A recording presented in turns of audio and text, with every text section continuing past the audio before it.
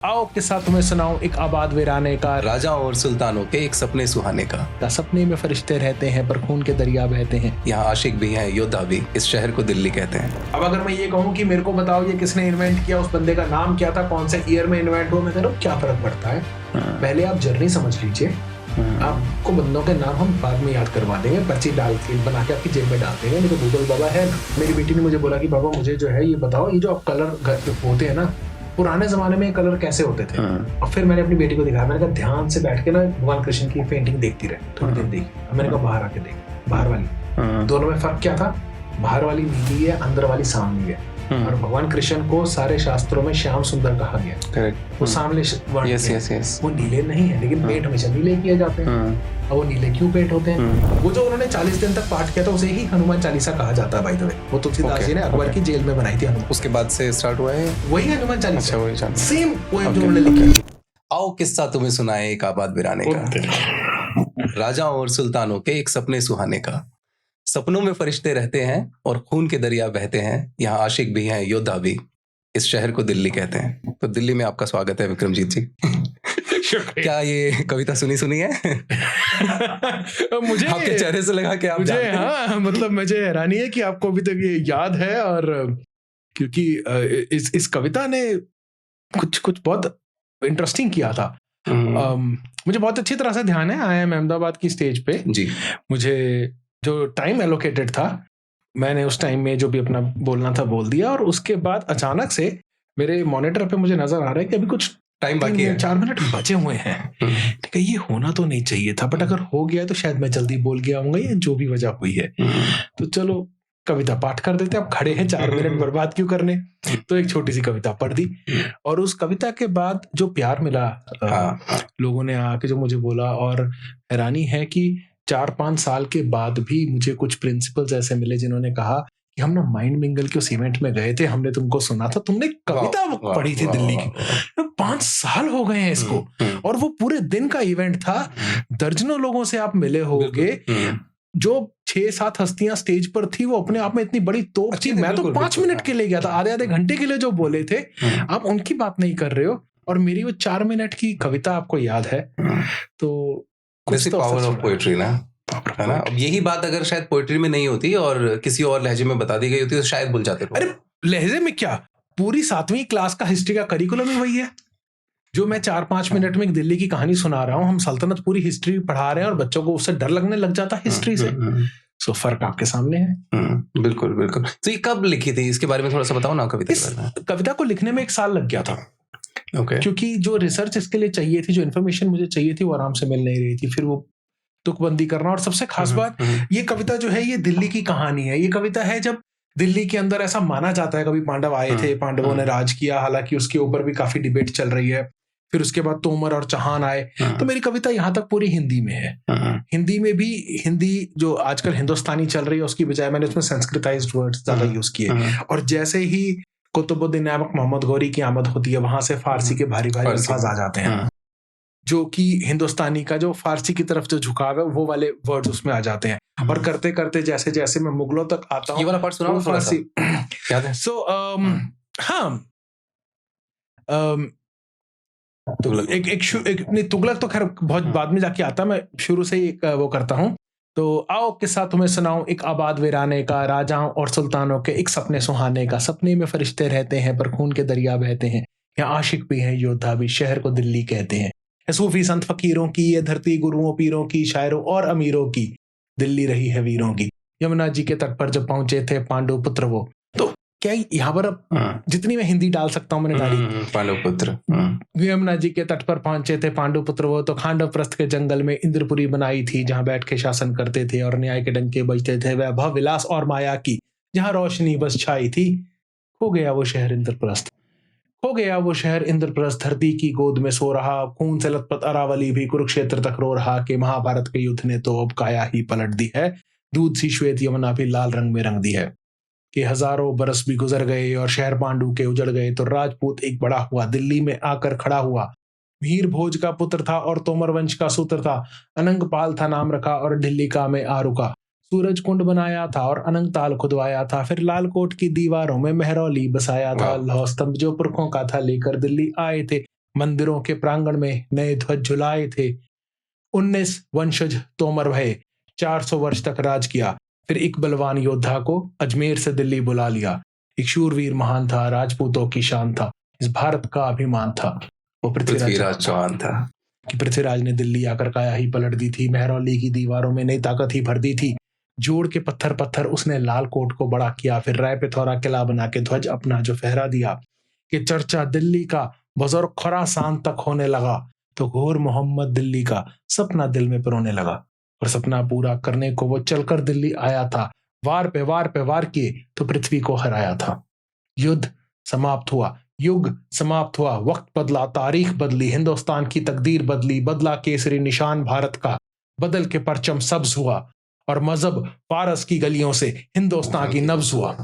गुलाम कभी थे शाहों के, हिंद के सुल्तान हुए, इमारात तामीर हुई, रेगिस्तान बोस्तां हुए। कहीं मस्जिद, कहीं मेहराब, कहीं कसर, कहीं किले, यूं बाहें पसार मामलूक हिंद को मिले। मस्जिद जामी और मीनारे कुतुब, तख्त मेहरौली बाब ताजुब, कुतुब अल तमश रजिया बैराम, 9 दशक तक किया हिंद ने सलाम। And it goes on and on and on. ये फारसी आ गई थी यहाँ पे।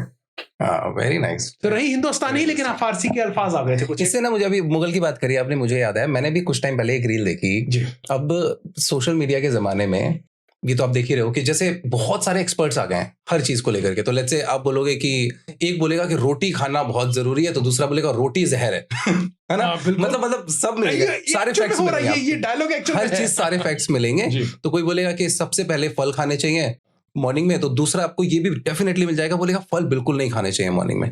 तो हर एक चीज का ऑपोजिट मिल रहा है। उसी तरह से भी बिकॉज आपके साथ बैठे हुए हिस्ट्री की बात कर रहे हैं, तो मैंने सुना अभी तो पद्मावत से रिलेटेड एक हिस्टोरियन थे, काफी रिस्पेक्टेड हैं आई गेस वो, और काफी ओल्ड हैं, and he was saying that with very confidence कि पद्मावत और जो खिलजी का तो टाइम ही बहुत अलग अलग है। बोल रहे कि दोनों में 100 साल का डिफरेंस है।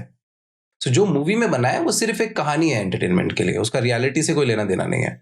ये इसके बारे में पढ़ा है क्या आपने? मैंने क्या है exactly? थोड़ा ढूंढने की कोशिश की। पहली बात तो ये कि पद्मिनी और Padmavati is more of a title, जो कि एक खूबसूरत लड़की को दिया जाता था।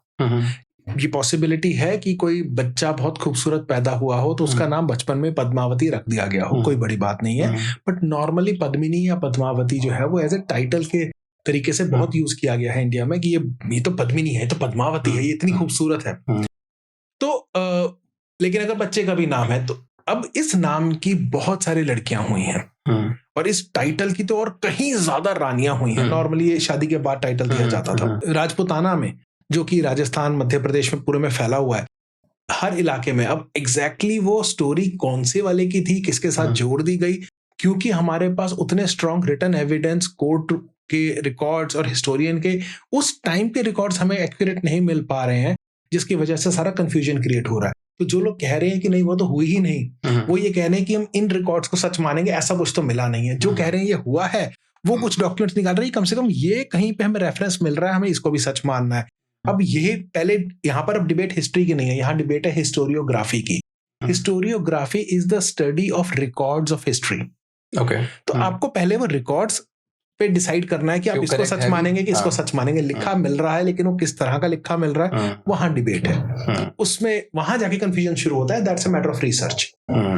तो अब इसमें सच क्या है ये कैसे पता लगाना अभी के लिए बहुत मुश्किल है, क्योंकि उतने रिकॉर्ड्स नहीं है कि आप बिल्कुल जैसे कहते हैं ना डंके की चोट पर आप बोल सको, उतने रिकॉर्ड्स नहीं मिल पा रहे हैं हमें। तो जिन्हें सच मानना है वो मान सकते हैं, जिन्हें झूठ मानना है वो मान सकते हैं। So since we are talking about this, I wanted to ask you this question a little later, but since we are talking about this, how to verify information? Because again, अभी जैसे मैंने बोला कि कोई बोलता है कि एप्पल मॉर्निंग में खाना चाहिए, कोई बोल रहा है कि मॉर्निंग में बिल्कुल नहीं खाना चाहिए। इस तरह की इन्फॉर्मेशन फ्लो हो रही है, ये तो करंट है।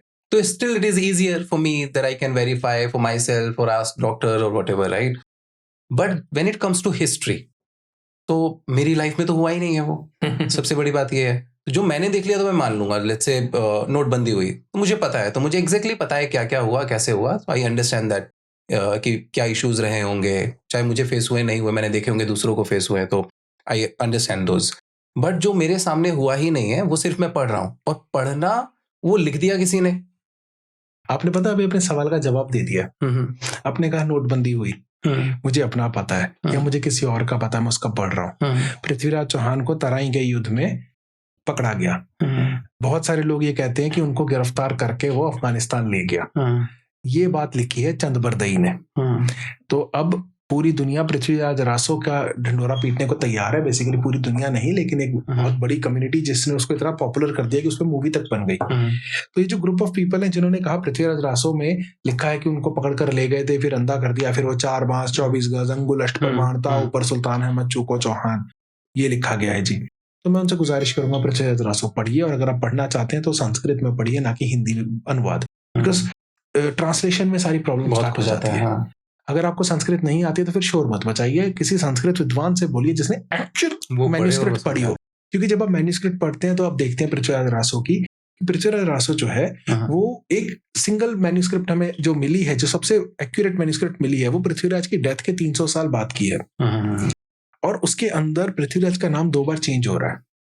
यानी कि शुरुआत में जो लिखी जा रही है उसके बाद जो लैंग्वेज आ रही है, लैंग्वेज भी चेंज हो गई, ग्रामर भी चेंज हो गया, पृथ्वीराज को एक अलग नाम से रेफर किया जा रहा है। यानी कि 2 अलग किताबों को कंबाइन किया गया, 2 कहानियां अलग अलग लिखी गई, कंबाइन की गई हैं, जिसमें उनकी डेथ का पार्ट और बाद का पार्ट काफी बाद में जोड़ा गया है। 300 साल बाद, 300 साल में तो कहानी वैसे ही बदल जाती है कि हाँ। तो अब जब वो जोड़ दिया गया है, नहीं तो अगर एक ही शख्स ने लिखी होती वो कैसे लिख देता। वो चलते चलते पृथ्वीराज को एक नाम से बुला रहा, अचानक से एक नए नाम से बुलाने लग गया। फिर चंद बरदई ये कहते हैं मैं तो जी पृथ्वीराज का बचपन का दोस्त हूँ, वहां मैं मौजूद था जब शब्द बेदी बाण चलाने की बारी आई, आंखें फोड़ दी गई पृथ्वीराज की, तो मैंने कहा कि मैं बादशाह तुम्हारी शान में कसीदा पढ़ना चाहता हूँ, तो बादशाह ने इजाजत दे दी। अब मोहम्मद गोरी तो फारसी जानता है, पृथ्वीराज रासो संस्कृत का कसीदा पढ़ रहा है। पहले तो मुझे ये बात हजम नहीं हो रही थी कि उसने वहां जाके उसको बोला, उसको समझ में भी आ गया और उसने इसको इजाजत भी दे दी कि हाँ मेरा इतना एंटरटेनमेंट चल रहा है, मैं राजा को मारने वाला हूँ। कोई रैंडम लैंग्वेज का कुछ ना, चलो ठीक है कोई बात नहीं, मैं कहता हूँ मान भी लिया। उसने ये 4 बांस वाला शेर पढ़ भी दिया, पृथ्वीराज ने तीर घुमा के घोड़ी को मार भी दिया। इसके बाद चंद बरदई लिखते हैं मैं उतरा, मुझे पता था कि पृथ्वीराज को मार देंगे, तो मैंने चाकू निकाल के पृथ्वीराज को मारा ताकि घोड़ी के सिपाही उसे ना मारे, और पृथ्वीराज ने वही चाकू निकाल के मुझे मार दिया। मैं सबसे रिक्वेस्ट करूंगा प्लीज पृथ्वीराज रासो पढ़िए, क्योंकि कहानी में जहां चंद बरदई मर जाते हैं कहानी अभी भी चल रही है। अगर ऑथर मर गया तो कहानी कौन लिख रहा है? कौन लिख रहा है? अच्छा लिखी उन्होंने थी। अच्छा, he is the author and he is died. अब कहानी चल रही है। मैं लॉजिक मैं डिबेट ही नहीं करूंगा, मैं तो कर रहा हूँ लॉजिक आप बताइए ना मुझे। मेरा ये सवाल है, इसका जवाब दे दीजिए। मतलब मैं लिख रहा हूँ, कोई तो और लिख रहा होगा ना इसका मतलब, और मैं अपने मरने के बाद की जीवनी भी लिखी दे रहा हूँ। एग्जैक्टली, व्हिच मींस क्योंकि वो कोई भी ऑथर दुनिया में ये नहीं लिख सकता मैं मारा गया। वही ना, मतलब कुछ कहाँ खत्म होगी ना। संजय दत्त की कहानी है जो मूवी है, तो वहीं तक है ना, क्योंकि वो भी जिंदा है। बिल्कुल, वो मूवी उसके मरने के बाद की नहीं हो सकती है ना। अब यहाँ पर how to solve this problem, जो आपका क्वेश्चन था जी, and like I said the answer lies within your description. Look at other people. There were Jain scholars who were documenting. Jains have been documenting everything in a beautiful way, and I love their work because they have kept their language alive, they have kept the script alive, and they have actually documented everything that happened around them for almost 2000 years. At the same time, Muhammad Ghori kept a diary. He also recorded all the incidents. Muhammad Ghori says कि मैंने पृथ्वीराज को तराई में second battle में तराई में मार के वहीं पे फेंक दिया, तराई में ही, जिसे अब तरावड़ी कहा जाता है हरियाणा में।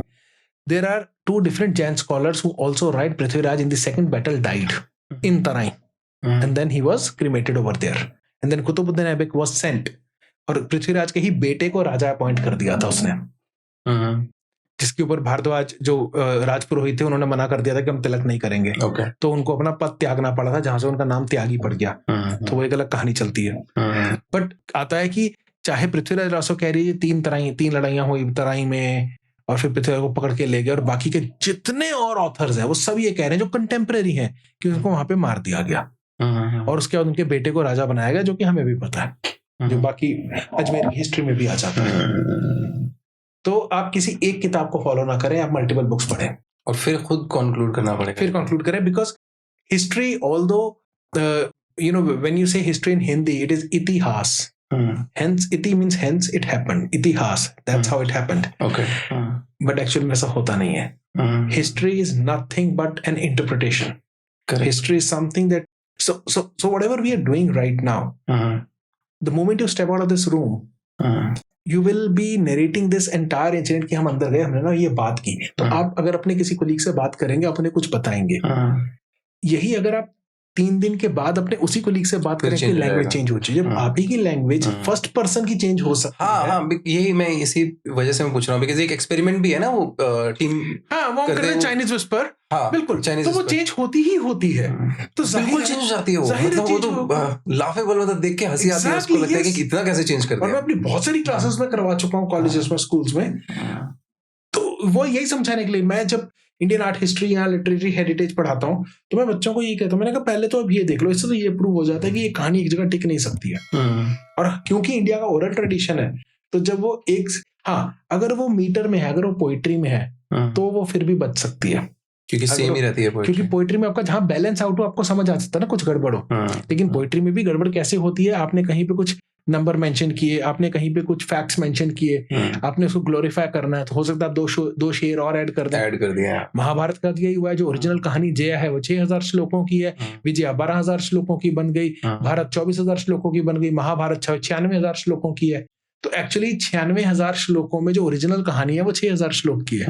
अब बाकी उसके बाद उसके ऊपर लेयर चढ़ती गई. That's also long story. वो कैसे चढ़ी, वो एक अपने आप में कहानी बना रखी है कि नैमिषा के जंगल तक पहुंची, फिर वो यहाँ पर ऋषि व्यापन या जिन जो भी नाम आते हैं कि इन्होंने सुनाई, उन्होंने आगे सुनाई. वो कहानी में यही चल रहा है कि ये कहानी सुना रहे हैं, तो आओ अब मैं तुम्हें इसके अंदर की भारत की कहानी सुनाता हूँ. भारत के अंदर कह रहे हैं तुम्हें विजय सुनाता हूँ. विजय में कह रहे हैं संजय धृतराष्ट्र को जया बैटल का सीन बता रहे हैं. वहां आके सब बात नीचे आ जाती है. बड़ा मतलब ये तो डेंजरस है ना बहुत. अंदर उसके ऊपर और दुनिया हमेशा से तो ऐसे ही चलती आई है. और ये भी एक बहुत इंटरेस्टिंग फैक्ट है कि जब भी कोई नया टेक्स्ट आता है, तो जो ऑलरेडी टेक्स्ट चल रहा है अगर उसे काउंटर किया जा रहा है, उसमें कुछ नए एडिशंस किए जा रहे हैं, बाकी लोग उसको अपोज जरूर करते हैं. ऋग्वेद तैयार हुआ, ऋग्वेद के ऊपर यजुर्वेद और सामवेद बना दिए गए, लेकिन उसके 1-2 सेंचुरीज के बाद या जितने टाइम बाद भी ये तीनों पंजाब में बन गए. जब बिहार के इलाके में अथर्ववेद हुआ, तो बाकी के जो 3 वेदों को मानने वाले जो त्रिवेदीज थे, उन्होंने कहा इसको तो मानेंगे नहीं. इट टुक सेवरल सेंचुरीज चौथे वेद को एक्सेप्ट किया गया. और आज भी मुझे बताया गया है कि चतुर्वेदीज को इन्फीरियर माना जाता है और त्रिवेदीज को सुपीरियर माना जाता है. कि वो 3 वेद मानते हैं वो ज्यादा बेटर है, ये चौथा कहाँ से आ गया. इससे मेरा ऑलरेडी मैंने एक क्वेश्चन लिखा हुआ था जब हमने चतुर्वेदी और त्रिवेदी बताया ना, रेलेवेंस ऑफ नेम्स की. नाम है बहुत सारे सरनेम्स हैं, और आई एम वेरी श्योर कि ज्यादातर लोगों को पता ही नहीं होता कि उनके नाम का जो मतलब है वो स्पेशली सरनेम जो है वो सिर्फ सरनेम नहीं है. इसलिए नहीं है कि आपके पापा का था, आपके दादाजी का था, इसलिए नहीं है. There is a long history behind it. तो वो थोड़ा सा बताओ मुझे कि कैसे है. जैसे लेट्स से शर्मा जी बैठे हुए हैं. शर्मा, हाँ, तो कुछ नाम तो भारत में बहुत कॉमन है. और सिर्फ भारत, दुनिया भर में हमारे पास ऐसे कॉमन नेम्स और सरनेम्स एग्जिस्ट करते हैं. मेरे को याद है नॉर्थ कैप यूनिवर्सिटी ने मुझे बुलाया टेडेक्स टॉक के लिए. कहते जी आप टेडेक्स टॉक, मैंने कहा जी कर देंगे जी. किस टॉपिक पे करोगे? मैंने कहा जी मैं अपने नाम पे करूंगा. कहते सरदार जी इधर आओ. टेड, टेक्नोलॉजी इंजीनियरिंग डिजाइन, या जो भी उसकी फुल फॉर्म है. कह रहे कहाँ लिखा, अपनी कहानी सुनाओगे? कह रहे ऑटोबायोग्राफी नहीं सुनानी, अपना नाम का नहीं, तुम्हें कुछ टेक्नोलॉजी की. मैंने कहा मैं ऑलरेडी 5 टेडेक्स टॉक कर चुका हूँ, उसमें मैं एजुकेशन पे, टेक्नोलॉजी पे, कईयों पे बातें कर चुका हूँ. नाम पे करूंगा, अपने नाम में, विक्रमजीत सिंह नाम पे करूंगा. तो दे आर लाइक कि ओके. मैंने कहा मैंने ना मेल पे चल रही है, मैंने सिनॉप्सिस लिख के भेजा. कहते ठीक है आ जाओ. And trust me that is my most watched TEDx talk till. अच्छा. और उसको टेड ने अपने मेल उस पे डाला, वहां से तो फिर ऑब्वियसली शूटअप होना ही था. मैंने कुछ नहीं किया, मैंने सिर्फ ये उसमें बोला था 10 मिनट 12 मिनट की 12 या 14 मिनट की टॉक है. सिर्फ यही बताया था कि मैंने अपने पिताजी से पूछा कि आपने मेरा नाम विक्रमजीत क्यों रखा है. पिताजी ने कहा मैंने आपका नाम विक्रमजीत रखा क्योंकि मुझे सम्राट विक्रमादित्य पसंद थे, आपका नाम विक्रमादित्य के नाम पे रखा है. मैंने कहा बढ़िया आदमी होगा, उसके नाम के तो कैलेंडर भी है विक्रमी संवत, तो हो सकता है कोई बड़ी तोप हो. और जब पढ़ना शुरू किया तो कालिदास के बारे में पढ़ा. उन्होंने किताब लिखी है ज्योतिर्विद भरना, जिसमें उन्होंने विक्रमादित्य के नवरत्नों का जिक्र किया है. कालिदास खुद उसमें से एक थे. उस कालिदास ने ऐसे ऐसे प्ले क्रिएट किए संस्कृत के. जो पहला संस्कृत का प्ले किसी फॉरेन लैंग्वेज में ट्रांसलेट हुआ, मेघदूत, वो कालिदास का है, और उनकी कितनी ऐसी पोइट्री है जिसने संस्कृत के नए जॉनर्स क्रिएट कर दिए। उसके बाद मुझे अमर सिन्हा पता चले जिन्होंने अमरकोश लिखा है, संस्कृत की आज तक की सबसे बड़ी थिसॉरस है, आज भी वही पढ़ाई जाती है जब संस्कृत पढ़नी हो। और अष्टध्यायी जो पनीनी ने लिखी, उसके अलावा इनका ये अमरकोश मिला के संस्कृत की ग्रामर कंप्लीट की जाती है। मुझे वराहमिहिर के बारे में पता चला, दिल्ली में आयरन पिलर उनसे एसोसिएट हुआ। उन्होंने मतलब सूरज की एक रोशनी का इस्तेमाल करके उन्होंने इतनी कैलकुलेशंस दी हैं। Turned out he was one of the students of Aryabhatta. Zero की कैलकुलेशन, साइन टेबल करेक्ट करना में वो उसमें घुस गया। इतना कुछ किया उस आदमी ने। मुझे वरारुचि के बारे में पता चला, जिन्होंने वाक्य पंचांग लिखे हैं, जिन्होंने ये जिसके बेसिस पे सारा हमारा ज्योतिष विद्या चलती है, वो बंदा वहीं से निकला। अभी वो कुछ नहीं कर रहा, अपने नाम का मतलब देख रहा हूं मैं, मतलब देखने। तो हाँ, मेरा ये मानना है कि अगर आपको वाक्य ही हिस्ट्री में रुचि है, अपने से शुरू करिए ना। आपका भी तो एक अपना इतिहास है। Very nice. कुछ ना कुछ तो मिलेगा। बिल्कुल बिल्कुल। और बताओ ना 2-3 नाम और, जैसे कि शर्मा जी। देखिए कुछ नाम है जिनका हमें भी नहीं पता चल पाया है कि ये नाम कहाँ से निकले। हाँ, त्यागी इसका जैसे मैंने बताया, तो मुझे जो कहानी मिली, वो ये कहानी भी मुझे कहाँ से मिली, मैं दिल्ली में जहाँ रहता हूँ वहां से ज्यादा दूर नहीं है तिहाड़ जेल, 15-20 मिनट का रास्ता सारा। तिहाड़ जो गांव है वहां पे झील है, बोटिंग करने में बचपन में जाया करते थे। अब तो पता नहीं बोटिंग होती है कि नहीं होती है। जेल उसके दूसरी तरफ जो जगह जेल से फेमस हो गई, लेकिन झील एक्चुअल में तिहाड़ गांव है। तो जाते थे, तो वहां ना लोगों से बात हुई, तो कहानियां पता चलनी शुरू हुई। तो उन्होंने बताया, कहते हैं हम लोग भारद्वाज हैं अजमेर के राजपुरोहित, और क्योंकि हमने उसके बेटे का राज तिलक करने से मना कर दिया तो हमें निकाल दिया गया। अब निकाल दिया गया तो हम यहाँ आके रहने लग गए। नाम हमने त्यागी कर लिया क्योंकि हमने त्याग दिया सब कुछ। तो त्यागियों को यहाँ पर जो है नाम दे दिया गया टगा। मतलब त्यागी नहीं बोला, यहाँ के जो और आसपास गांव थे उन्होंने हमें टगा बुलाया, तो हमने भी टगा इस्तेमाल करना शुरू कर दिया। अब टगा से हम जो है, यहाँ पर जो हेड है फैमिली के टगा चौधरी, वो अभी भी उनका घर है वहां पे, वही फैमिली चली आ रही है टगा चौधरियों की। औरंगजेब के टाइम पे छोटा भाई ने डिसाइड किया कि हम मुसलमान हो जाते हैं क्योंकि उससे टैक्स बचता है। क्योंकि औरंगजेब ने क्या किया था, जजिया बढ़ा दिया था, ज़कात कम कर दी थी। तो जो लोग मुसलमान हो रहे थे उनका टैक्स बचता था। बड़ा भाई जो टगा चौधरी था उसने मना कर दिया। छोटा भाई मुसलमान हुआ और आधा गांव मुसलमान हो गया। अब आधा गांव जो मुसलमान हुआ, उन्होंने छोटे भाई को अपना हेड बना लिया, मुखिया बना लिया। ये बन गया टगा नवाब। अब वहां टगा चौधरी और टगा नवाब है। तो टगा नवाब को बोला गया, तुम तो भैया अपना बोरिया बिस्तर बांधो और अपनी लोगों को लेके यहाँ से निकलो, इश्यूज हो रहे थे। तो वो यहाँ से चले गए, कुछ गुजरात जाके बस गए, कुछ कहीं। गुजरात से ये लोग माइग्रेट कर गए 1947 में Pakistan. Inzamam ul Haq is one of them. उसकी अपनी इंटरव्यू में है ये कि हम गुजरात से माइग्रेट किए हुए टगा चौधरी हैं जो टगा मुसलमान हुए। तो इस तरह से कुछ एक नामों का है जिनका हमें पता चल पाता है। जैसे मैं रामगढ़िया हूं, तो रामगढ़ियास जो हैं वो आते हैं रामगढ़ के किले से। अब रामगढ़ दिल्ली इंडिया में बहुत सारे हैं। पंजाब के अंदर जस्सा सिंह रामगढ़िया जी जो हमारे फाउंडर हैं हमारी कम्युनिटी के, उन्होंने रामगढ़ का किला अमृतसर में बनाया था। महाराजा रणजीत सिंह ने आके क्या किया, जब उनकी डेथ के बाद महाराजा रणजीत सिंह जब पावर में आते हैं, तो उन्होंने रामगढ़िया मिसल को भी अपने अंदर एब्जॉर्ब कर लिया, सारी मिसलें कंबाइन कर दी, यूनिफिकेशन की।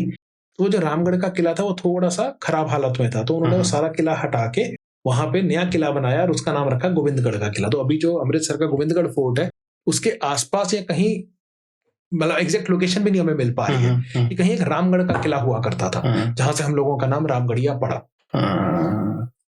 तो ऐसे ढूंढते ढूंढते कभी मिल जाता है। मतलब ये बड़ा इंटरेस्टिंग है ना, कि जैसे आपने बोला कि अपने बस नाम से ही शुरू कर दो तो भी कितना कुछ मिल जाएगा। बिल्कुल। लेकिन वो है कि हम क्वेश्चन ही नहीं करते हैं। अच्छा, इसमें मैं तो ये भी कहूंगा कि हिंदुस्तानी ना नाम रखते वक्त बहुत सोचते हैं। हमें अपने बच्चे का नाम रखना होता है ना, दिन महीने निकल जाते हैं, नाम नहीं डिसाइड हो रहा होता। पहले बच्चे होने से पहले ही नाम सोच लिए जाते हैं या फिर और फिर उसमें डिबेट्स होती है, सारा खानदान पूरी पंचायत बैठती है। तो मैं कईयों को ये भी बोलता हूँ, मैंने कहा तुम्हें नाम का मतलब नहीं मिल रहा, बात की बात है, पहले नाम की कहानी पूछ लो। कुछ ना कुछ हुआ होगा घर में, किसने, अच्छा दादी ने आके बोल दिया, बुआ ने कह दिया था कि नहीं हम तो यही रखेंगे। याद आ गया, तैमूर याद आ गया मुझे इससे। देखो पूरे हिंदुस्तान में कलेश हुआ उसके नाम पे, जबकि नाम बहुत प्यारा है। नाम रख दिया और तैमूर क्यों रखा नाम, अरे यार। नाम की कहानी और नाम का मतलब दो अलग चीजें और दोनों बड़ी प्यारी हैं। हाँ, बट नाम तो सिर्फ शब्द ही है ना। अब लेट्स से अगर तैमूर नाम के किसी बंदे ने कुछ कर दिया तो तैमूर शब्द उस वजह से थोड़ी बना था, उस दिन थोड़ी बना था। मैं 3 ओसामाओं को जानता हूँ। हाँ वही ना, बहुत अच्छे दोस्त हैं। एक ओसामा जलाली इतने बढ़िया शेफ है, रामपुर कुजीन को जिंदा किया उन्होंने दोबारा से। इंटरनेशनल शेफ है, 5 स्टार होटल्स के अंदर जगह जगह वो करते हैं, लेकिन नाम बदनाम हो चुका है। हाँ, क्योंकि उस बंदे ने थोड़ी ना उस नाम को जन्म दिया है, नाम तो पहले से ही था, लैंग्वेज में था, उसका कुछ मतलब होगा, अब उस नाम के इंसान ने कुछ कर दिया। लैंग्वेज किससे मुझे याद है, नामों का मतलब, नाम लैंग्वेज का मतलब होता है, लेकिन कई बार नाम लेने वाले को उसकी गहराई नहीं पता होती। तो ओसामा बिन लादेन है, सब लोग कहते हैं लादेन ने किया लादेन ने, भाई वो ओसामा बिन लादेन, लादेन उनके पिताजी का नाम है, तो उनका नाम नहीं है। यस ये बोलते हैं। तो ओसामा बिन लादेन का मतलब है ओसामा सन ऑफ लादेन। अच्छा, लादेन ने, ये तो न्यूज़ में लिखा होता है, लादेन ने ट्विट डाला, भैया लादेन जी को तो मरे हुए कितना समय हो गया है, उनका बेटा कर रहा है जो कर रहा है। तो ये होता है जब आपको कल्चर की नॉलेज नहीं होती है, आप कुछ भी बोल जाते हैं। न्यूज़ पे हेडिंग्स आती हैं ये, लादेन ही बोलते हैं सब। हाँ लादेन, जबकि नाम उसका ओसामा है, ना कि लादेन। बड़ा इंटरेस्टिंग। सो हिस्ट्री की बात कर रहे हैं, मॉन्यूमेंट्स डिस्कस करेंगे आपसे। मॉन्यूमेंट्स की जब बात आती है तो सबसे पहले तो ताजमहल, एक तो मतलब the world knows about it. And कौन से वाला? ताजमहल आगरा वाला। There are 4 ताजमहल्स। आगरा वाला, आगरा में ये चारों। आगरा में तो ये पहले तो यही कि पहले वो 4 कौन से हैं, मुझे तो एक ही पता है। जिस सफेद बिल्डिंग को आप ताजमहल कहते हैं, मुगलों के रिकॉर्ड में से रोजा मुनव्वर लिखा गया। ताजमहल लिखा ही नहीं है, अंग्रेजों ने लिखा ताजमहल। मुगल रिकॉर्ड में, औरंगजेब गवर्नर था, उसने लेटर लिखे अपने पिताजी को कि लीकेज हो रही है, कुछ प्रॉब्लम आ रही है, वो रोजा मुनव्वर लिखता था, इल्यूमिनेटी टूब। उसके बिल्कुल पीछे मेहताब बाग बनाया गया था, जमुना के दूसरी तरफ। मेहताब बाग में सेंटर में एक प्लेटफॉर्म बनाया गया जिसके ऊपर आप बैठ सकते थे, जाके बादशाह बैठता था। और जमुना के एक साइड में, जमुना की तरफ मेहताब बाग में एक बहुत बड़ा पानी का टैंक बनाया गया जो आज भी मौजूद है। उसमें पानी भर के, ये एक्सपेरिमेंट भी करके देखा गया कि अगर आप उस तख्त पर बैठ जाते जो बादशाह के लिए बनाया गया, जहां से जमुना के दूसरी तरफ ताजमहल नजर आता है, तो इस पानी में उसका एक एग्जैक्ट प्रतिबिंब नजर आता है, ब्लैक कलर का शेडो आती है ना। और वो कंप्लीट ना, क्योंकि इस पॉइंट से जब देखते हैं तो वो कंप्लीट उतना ही व्हाइट, उतना ही नीचे ब्लैक दिखता है। तो इस मेहताब बाग का नाम पड़ गया ब्लैक ताज। अब ये सारा जो इसके ऊपर पेट्रा ताजमहल को 4 अलग अलग मॉन्यूमेंट से इंस्पायर होकर बनाया गया। तो जो पेट्रा डोरा उस पे किया, या जो इनले वर्क किया, पेट्रा डोरा is also very technical term. जो इनले वर्क किया गया वो इत्मादुद्दौला के मकबरे से उठाया गया, जो नूरजहां ने बनवाया था, वो भी आगरा में ही है। उसे बेबी ताज कहा जाता है। और इन सब के बाद एक और ताज बना लाल पत्थर से, रेड सैंडस्टोन से, जो कि एक अंग्रेज ने बनवाया था, एक अंग्रेज लेडी ने अपने हस्बैंड के लिए। उसे रेड ताज कहा जाता है, ऑफिशियली इसे कहा जाता है। आगरा में, ये आगरा में है। तो दयालबाग क्रॉसिंग जो है, दयालबाग का जो रोड जाती है आगरा की अंदर ही, उस कॉर्नर से दयालबाग की तरफ आपने नहीं टर्न किया, अपने लेफ्ट साइड को टर्न कर लिया तो एक थिएटर आता है। थिएटर के बगल वाली जो बिल्डिंग है, कॉम्प्लेक्स है, that is Roman Catholic symmetry, जिसमें आपको ताजमहल से inspired Roman, Armenian, British Graves मिलेंगी। और जो मेन ब्रिटिश ऑफिसर है, मैं नाम भूल रहा हूँ उनका, जॉन या रॉबर्ट कुछ ऐसे शायद था, उनकी जो मेन ग्रेव है वो बिल्कुल ताजमहल से इंस्पायर, बहुत छोटा स्ट्रक्चर है लेकिन ताजमहल से इंस्पायर्ड है, तो इसलिए उसको रेड ताज बोल दिया जाता है। बहुत खूबसूरत काम किया हुआ है। और आप उस इलाके में जब, and how big is it? It's like it's a small one, it's a very small one. Okay. लेकिन उस पूरे कॉम्प्लेक्स में there are hundreds of graves, और सब बिल्कुल मुगल स्ट्रक्चर लगते हैं। फर्क सिर्फ इतना है कि इस वाली बिल्डिंग को छोड़ के बाकी सबके ऊपर क्रॉस लगा हुआ है, जो क्रिश्चियनिटी को रिप्रेजेंट करता है। इवन जो वहां का चेपल है, चेपल ऐसा लगता है कि कोई या तो मस्जिद होगी या कोई मकबरा होगा। अंदर जाते हैं तो अंदर अल्टर बना हुआ है और प्रॉपर प्रेयर के लिए स्पेस बना हुआ है। That is red Taj. Okay. और व्हाइट वाला जो है क्या बताया? रोजा मुनव्वर। सो रोजा मुनव्वर जो है, इसके पीछे जो ये कहानी है हाथ काटने वाली, गलत है। इसलिए पता है गलत है क्योंकि ताजमहल के बिल्कुल आगे का जो इलाका है उसे ताजगंज कहा जाता है। तो ये ताजमहल जो नाम है ना, जो इस बिल्डिंग को मिला, ये लोगों ने ही डाल दिया था, एक निकनेम दे दिया था। और इसका मुमताज महल के नाम से कोई लेना देना नहीं है। ताजमहल, अच्छा ये तो बड़ी, हाँ, क्योंकि लोग कहते हैं मुमताज महल के, भाई अरबी, उर्दू, फारसी उस समय कोर्ट की लैंग्वेज थी। ज और ज में फर्क कर सकते थे लोग। ओके। सो ताजमहल के बारे में एक और कहानी है कि ताजमहल जब बना था तो इतना खूबसूरत बना के उस बनवाने वालों के हाथ काट दिए गए, तो इसके पीछे की क्या सच्चाई है? मेरी एक बार बात हो रही थी ASI के रीजनल डायरेक्टर जनरल से। मैंने उनसे पूछा कि वो आगरा के इंचार्ज रह चुके हैं, तो कहते हैं देखो हमने ताजगंज में जाके, ताजगंज में वो परिवार रहते हैं जिन्होंने ताजमहल बनाया उन्हीं के ये वंशज हैं, और इन सबको आर्ट बाकायदा पास ऑन किया गया है। कहते हैं हमने जाके ना कईयों की इंटरव्यू ली, कईयों से डिस्कशन की, और उन लोगों ने बताया कि हमारी किसी फैमिली में ऐसी कोई कहानी एग्जिस्ट नहीं करती कि हमारे दादा के, और दादा ही तो हुए, दादा नहीं तो परदादा। हाँ, बहुत ज्यादा पुरानी बात। जो बुजुर्ग थे उन्होंने बताया कि हमारे दादा परदादा तो हमारे सामने रहे, बिल्कुल सही सलामत रहे, हमें काम सिखाया है, तभी तो हम आगे काम कर रहे हैं, क्योंकि सालों से हमें रिपेयर का काम दिया गया था, तो अंग्रेज आए तो फिर हटा चलो, उसके बाद भी कुछ होता था कहते हम ही बुलाया जाता है, क्योंकि एएसआई भी उन्हीं को बुला रहा था जो रिपेयर करना है, कुछ काम करना है। तो कह रहे हमें तो ये आर्ट पास ऑन किया गया, हाथ अगर कटवाए होते तो हमारे फैमिलीज में तो सबको पता होता, और फिर हम यहीं क्यों रह रहे होते। So was it just metaphor कि मतलब कि इतना सुंदर था कि भाई दोबारा ना बने? Basically something that one of the tour guides fancied and said, and hence it became history. क्योंकि अच्छा लगा सुनने में कि इतनी कमाल की चीज बनी थी। याद है यही मेहरौली में एक शख्स रहते हैं, अपने आप को बहुत बड़े हिस्टोरियन बोलते हैं। मालवीय में बैठे हुए थे, कॉफी चाय के ग्राउंड चल रहा था, डिस्कशन हो रही थी, तो उन्होंने कुछ बोला कि अरे अच्छा मैं ना अगली जो वॉक कर रहा हूँ ना, कुछ वो स्क्रिप्ट डिस्कस कर रहे थे मेरे से कि मैं अगली वॉक में ना ये स्क्रिप्ट करना चाहता हूँ ऐसे से। मैंने पढ़ा, मैंने कहा जो आपने लिखा बीच में शेर व शायरी भी ऐड कर रही है, उन्होंने बड़ा वो प्रॉपर स्क्रिप्ट बना के ले जाते थे। मैंने कहा ये जो आपने पूरा पैराग्राफ लिखा है मुझे इस पे डाउट है, ये ठीक नहीं है, क्योंकि मेरे पास प्रूफ है ये ऐसे नहीं ऐसे हुआ है।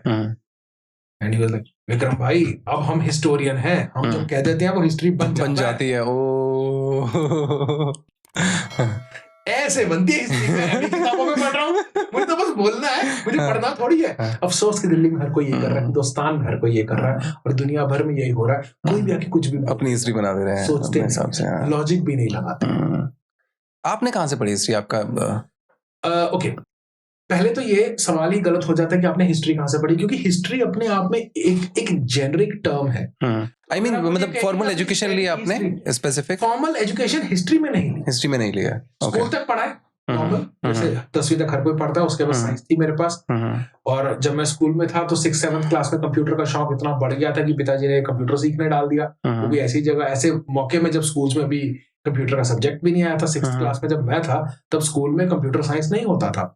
ओके तो जब मेरे को किसी इंस्टीट्यूट में डाला गया तो वो इंस्टीट्यूट वाला भी परेशान कि छोटा सा बच्चा 10-12 साल का, इसे कंप्यूटर कहाँ से आ जाएगा, क्योंकि ग्रेजुएशन करो फिर आओ, फिर हम तुम्हें डीटीपी कराएंगे, कोबोल, पास्कल, फोर्ट्रैन ये सब करवाएंगे।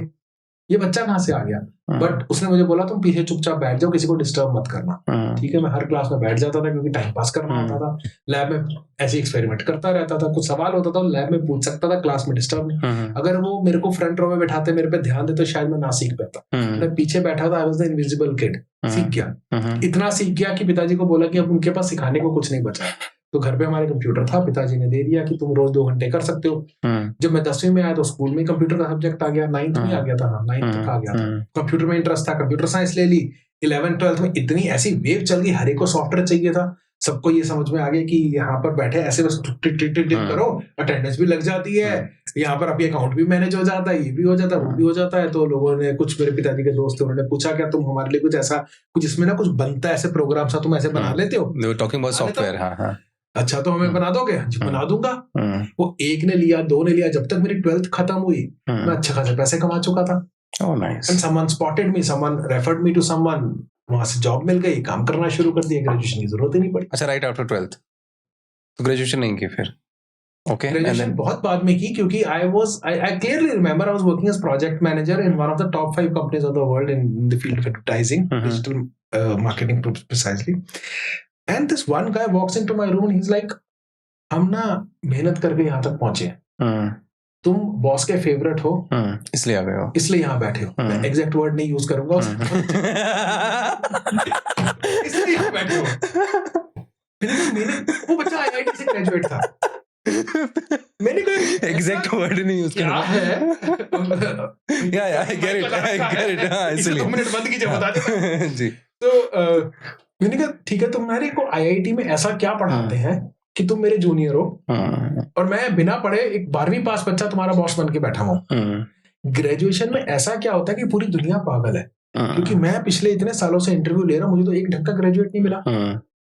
अब ऐसे की मणिपाल यूनिवर्सिटी का मुझे पता चला है, ऑनलाइन कराते हैं, मैंने फॉर्म भर दिया, किताबें भेज दो, मैं देखना चाहता हूँ होता क्या है। किताबें इतनी बच्चों वाली थी, इतनी बेसिक। मैंने कहा तो मैं क्लास 6 में कर रहा था। इंटरनेट ऑन कैसे करना है, ई बना होगा, उसके ऊपर एक सर्कल होगा, इसे कहते हैं इंटरनेट एक्सप्लोरर। यस, याद है ना, आता है क्रोम डाउनलोड करने के लिए यूज करते हैं, किसी का आता नहीं है वो, बस क्रोम डाउनलोड करना होता है नए लैपटॉप पे। तो वो बता रखा है जी ऐसे ओपन होता है, ये वर्ड ऐसे ओपन होता है, इसे सेव कहते हैं। और उस टाइम पे मैं माइक्रोसॉफ्ट ने जो पहला अपना ट्रेनिंग पोर्टल बनाया था ना, MS रोज इंडिया के लिए, वो मेरा बना हुआ है। माइक्रोसॉफ्ट ने अपना ट्रेनिंग सिस्टम और MS टीम तो बहुत बाद में इंडिया में लेके आए। पहले इंडिया में जो भी उनकी ट्रेनिंग्स होती थी उन्होंने यहीं से पोर्टल बनवाया था, वो मेरे हाथ का बना हुआ। तब तक मैं वो बना चुका हूँ, पर मुझे बता रहे हैं MS वर्ड में फाइल सेव कैसे करते हैं, इंटरनेट एक्सप्लोरर कैसे खुलता है। मैं कोक स्टूडियो से लेके पता नहीं क्या क्या प्रोजेक्ट्स बड़े बड़े ऑलरेडी कर चुका हूँ। बट ठीक है जी, मैंने कहा इन किताबों को रखो साइड पे।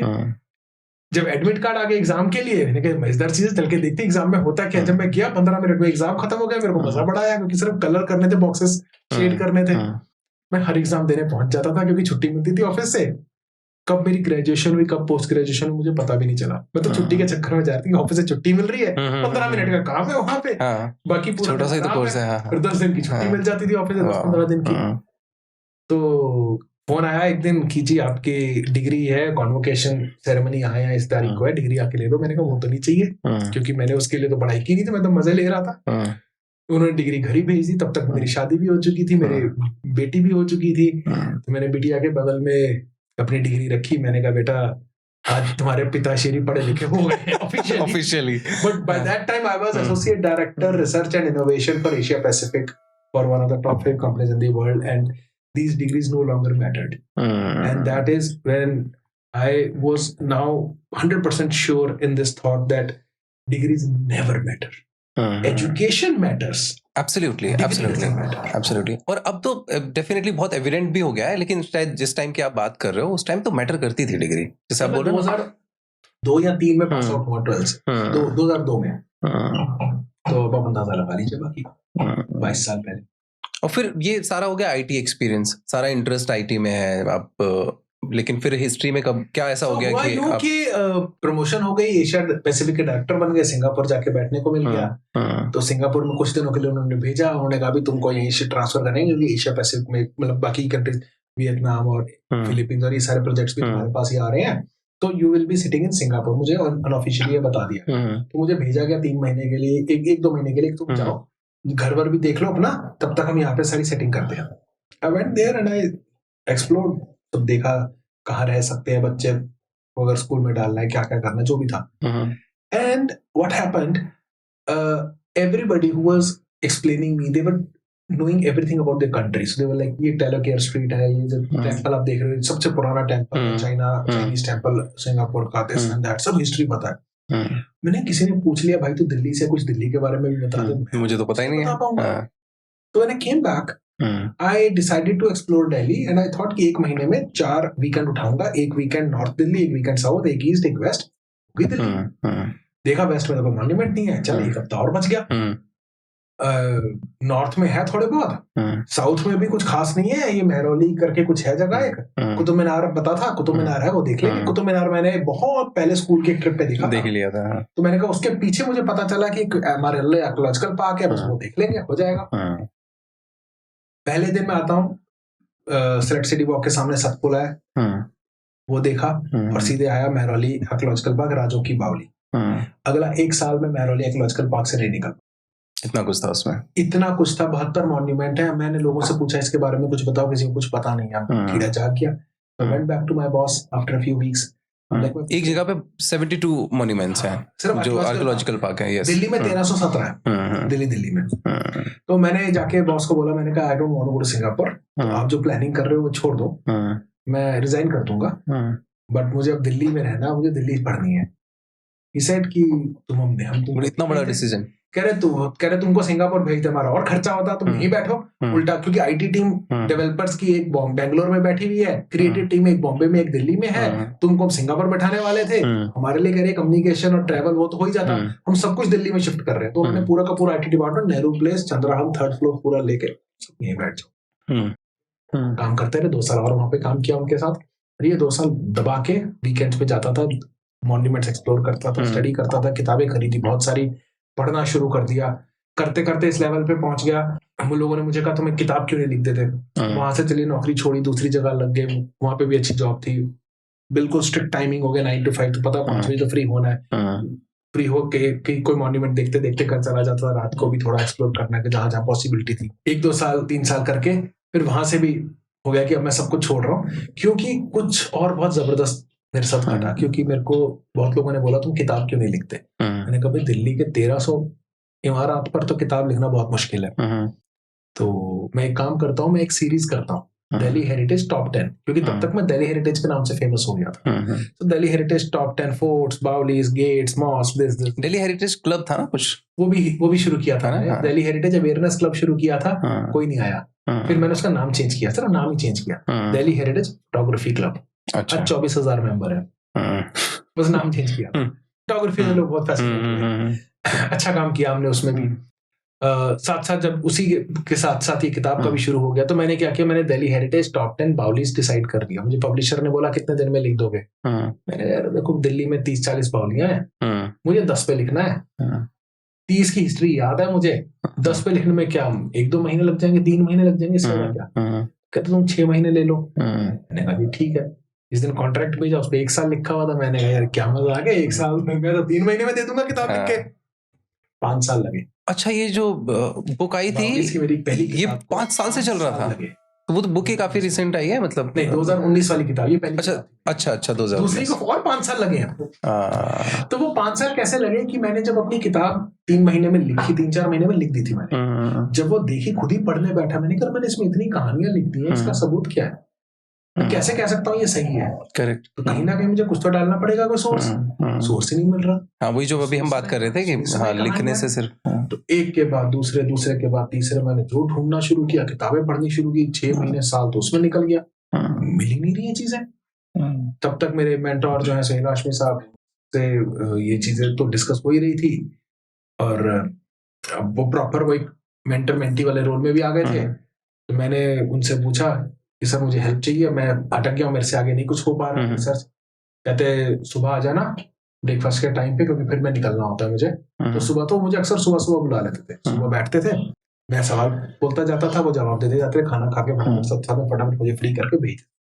एक दिन क्या हुआ, क्योंकि लिस्ट लंबी थी सवालों की, खाना खत्म किया, उन्होंने अंदर गए, अंदर से 2-3 बड़ी बड़ी किताबें उठा लाए, और जो मैं सवाल पूछूं बस किताब खोले, ढूंढे, आंसर दे दे। मैंने ये तो बहुत बढ़िया, मुझे किताब यही दे दो, लेकिन किताब उर्दू में है, अब क्या करूं। तो कहते भाई इतने ये 3 वॉल्यूम है, ये तो मैं कहता तुम्हें ट्रांसलेट तो करके सुनाऊंगा नहीं, बिल्कुल खुद से सीखो, जैसे बुजुर्ग बोलते हैं। उठा, कालका जी आया, ज़बान एकेडमी, उर्दू में एनरोल कर लिया। ओके, फिर आपने सीखी लैंग्वेज। 3 महीने में उर्दू सीख ली, 3 महीने क्लासेस अटेंड की दबा के, उर्दू आ गई। अब उर्दू एकेडमी गया, वो और उसकी जैसी 50 और किताबें खरीद ली। अब अगला 1-1.5 साल उनको पढ़ने में। उसका ट्रांसलेटेड स्क्रिप्चर नहीं था अवेलेबल? अभी भी नहीं है। अच्छा, है ही नहीं? अभी भी नहीं। ओके। और वो बहुत बढ़िया किताब है, वाक़यात दारुल हुकूमत वाक़यात दारुल हुकूमत दिल्ली बाय बशीरुद्दीन अहमद। इसके अलावा असारुस सनादीद बाय सर सैयद अहमद खान, उसका भी ट्रांसलेशन हुआ है, लेकिन उसमें बहुत सारी गलतियां ट्रांसलेशन। तो मैंने ओरिजिनल जब पढ़ी तो एक अलग ही नजारा आया उस किताब का। खैर वो सारी पुरानी उर्दू किताबें पढ़ी, कई ऐसे चीजें थी जो रिकॉर्ड्स जो थे, जो कभी छोटी छोटी किताबें किसी ने जहमत ही नहीं उठाई ट्रांसलेट करने की, पढ़ ली। अब उनमें पता चला कि ये इस बादशाह ने ये फरमान किया, उसकी वजह से ये इमारत तामीर हुई। फरमान कहाँ पड़े हुए हैं ये? वो कीड़ा जाग गया, ढूंढो। पता चला नेशनल आर्काइव्स में मैक्सिमम पड़े हुए हैं। पहुंच गए, कहते जी 5th फ्लोर पे है, ओरिएंट सेक्शन जाओ ले लो। चला गया 5th फ्लोर पे, गया, बड़ा सा हॉल है, हॉल के आगे ऐसे बड़ा सा कमरा है, टेबल के आगे एक साहब बैठे हुए, लंबी सी दाढ़ी है। हाँ जी सर, वो ऐसे ऐसे देखना है, ये मेरा रिकमेंडेशन लेटर है, प्लीज मुझे रिकॉर्ड्स दिखा दीजिए। कौन हो, कहाँ से आए हो? मेरा प्रॉपर इंटरोगेशन हुआ। 15-20 मिनट मेरे से बात करने के बाद, और अब मैं भी थोड़ा मैंने कहा इतने सवाल, मेरे पास एक्चुअल लेटर है, मतलब ये ऐसे कि डायरेक्टर ने साइन किया उसके ऊपर, तो मेरे को देखने दो रिकॉर्ड जो मुझे चाहिए। कहते पता कितने महीनों में तुम पहले आदमी हो जो इस दरवाजे से अंदर हो सकते। अच्छा, कुछ जा ही नहीं रहा है, कोई नहीं आता। कहते यहाँ इतना कुछ पड़ा हुआ है, तुम यहाँ बैठो और तुम मुझे बताओ तुम्हें क्या चाहिए, मैं ला कर दूंगा। मैंने सर एक काम करो, सबसे पुराना कागज कौन सा पड़ा है? वहां से स्टार्ट करते हैं। भाई तुगलक का एक फरमान उठा लाए, एक सनद है, फरमान सनद थी फिरोज शाह तुगलक की, वो ले। सनद क्या होता है? सनद होती है जब लैंड ग्रांट की जाती है किसी को। तो फिरोज शाह तुगलक के जमाने की एक सनद उठा लाए। मैं कहते ये सबसे पुराना है, तो मैंने ज्यादा ध्यान नहीं दिया। मैंने कहा जी देखो ये तो मेरे मतलब की है नहीं, मुझे तो मैंने ऐसे बोल दिया, मुझे बावलियां ये मॉन्यूमेंट्स, ये मेरा इंटरेस्ट है दिल्ली का। मैं सब कुछ समझाया उनको। अब काफी बड़ा टेबल था, उस टेबल पर उन्होंने बहुत सारी किताबें लाके रख दी। कह रहे देख लो, इन किताबों में सिर्फ इंडेक्स होता है, आप इंडेक्स से नोट डाउन करो, पर्ची दो, इंडिया में जहां कहीं भी रिकॉर्ड पड़ा होगा उसकी फोटोकॉपी आपको मिल जाएगी। 10 से 15 दिन का टाइम वो लेते हैं। इंडेक्स इतने सारे कैटलॉग्स, बड़े बड़े ग्रंथ लाके रख दिए। कभी मौका मिले मेरे फेसबुक पेज पे ना मेरी प्रोफाइल देखिएगा, वो एएसआई के फोटो आर्काइव्स के अंदर मैं बैठा हुआ और कैटलॉग देख रहा हूँ, तो साइड में ढेर लगा हुआ है किताबों का, ग्रंथों का, और एक बुक ऐसी मैं देख रहा हूँ। तो ऐसे वहां पे भी ऐसे ही चेक करना पड़ा, क्योंकि मेरे को ऑलमोस्ट 6 महीने लगे फोटो आर्काइव्स में, जिसमें कि मैं हफ्ते में 2 या 3 दिन जाता था, इसलिए तो नौकरी वोकरी छोड़नी पड़ी सब, पूरी तरह इसमें पूरा टाइम लगा। फिर उसमें फिर जाके बैठ के एक एक पन्ना देखना पड़ता है, पूरा पढ़ना पड़ता है, कोई आपके काम का नहीं है। अब मैं पढ़ रहा हूँ और मुझे कुछ समझ नहीं आ रहा, मैंने सर को बुलाया, मैंने सर ऐसा है जनाब, ये मेरे से पढ़ा नहीं जा रहा, मतलब पढ़ा जा रहा पर समझ नहीं आ रहा है। कहने क्यों, तुम्हें फारसी नहीं आती? और मैंने कहा मैं तो उर्दू की प्रिपरेशन करके ये तो आउट ऑफ सिलेबस हो गया कि उर्दू में मिल जाएगा, सब नहीं सोच के आया था। उर्दू तो कह रहे मोहम्मद शाह रंगीला ने करी थी ना। हाँ जी, उससे पहले तो फारसी है, पहले फारसी है।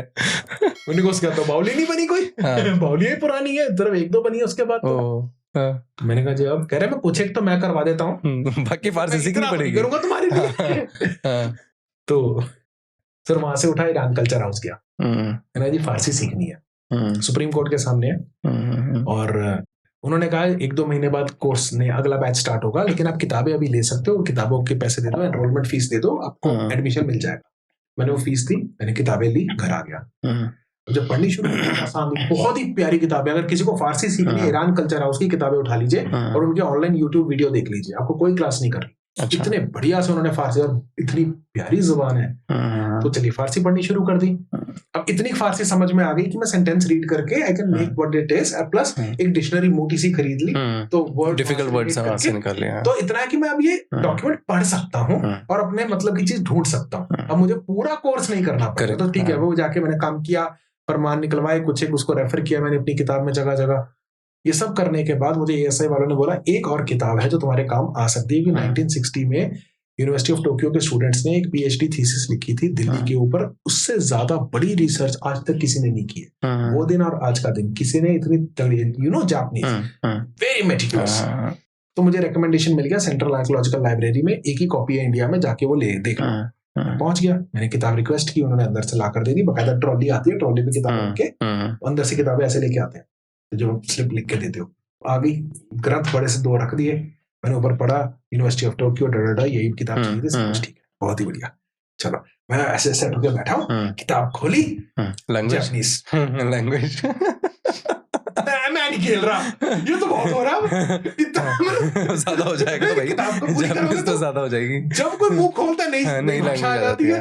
लकीली उस टाइम पे यूनेस्को की जो कल्चरल हेड थी miss Moichiba, she being a Japanese lady, she was also she is a very nice person, and I was a consultant to UNESCO already. मैं लाल किले का ऑडिट कर रहा था उस समय यूनेस्को के लिए। तो उनको मैंने जाके बोला, मैंने कहा मैम ऐसे ऐसे किताब मिली है मुझे, बट वो जापानीज में है, कहती हूँ ब्रिंग मी सम पिक्चर्स। तो मैंने पेजेस की फोटोग्राफ्स खींची, जो मुझे लगा मैंने उनको जाके दिखाई, उन्होंने देख के बताया ये तुम्हारे काम की है ये नहीं, क्योंकि अभी गूगल ट्रांसलेट उतना पावरफुल था कि फोटो से ट्रांसलेट करते, तो बहुत अच्छा आ गया, नहीं था। इनफैक्ट अभी यूनिवर्सिटी ऑफ टोक्यो ने वो किताब ट्रांसलेट करके डाल दी ऑनलाइन, तो मतलब ट्रांसलेट नहीं, उन्होंने ऑनलाइन डिजिटाइज करके डाल दी है, तो इजीली जाते ही आप गूगल ट्रांसलेट दबाओ, इंग्लिश में पढ़ जाता है।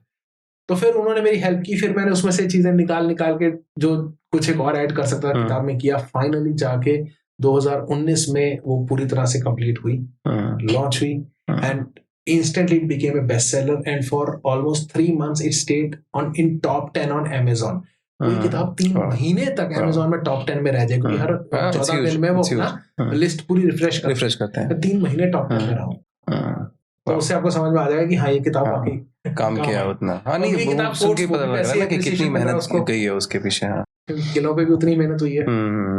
अच्छा, इससे मुझे एक क्वेश्चन आ रहा है कि जैसे आपकी जो स्टोरी है उसमें ना बहुत ज्यादा ये दिख रहा है कि probably you were kind of a gifted child already, because इतनी क्यूरियोसिटी थी ऑलरेडी। क्यूरियोसिटी तो हर बच्चे में होती है ना, हर बच्चे में होती है, लेकिन पीछे बैठने वाला बच्चा, आपने बोला ना, आपने एक सेंटेंस बोला कि मैं पीछे बैठा था इसलिए ज्यादा सीख गया। अब ये तो बड़ा कॉन्ट्राडिक्टिंग बात है। वाले बच्चे हैं ना, वो पीछे इसलिए बैठते हैं क्योंकि आगे उनको वो टीचर बड़ी बोरिंग लगती है।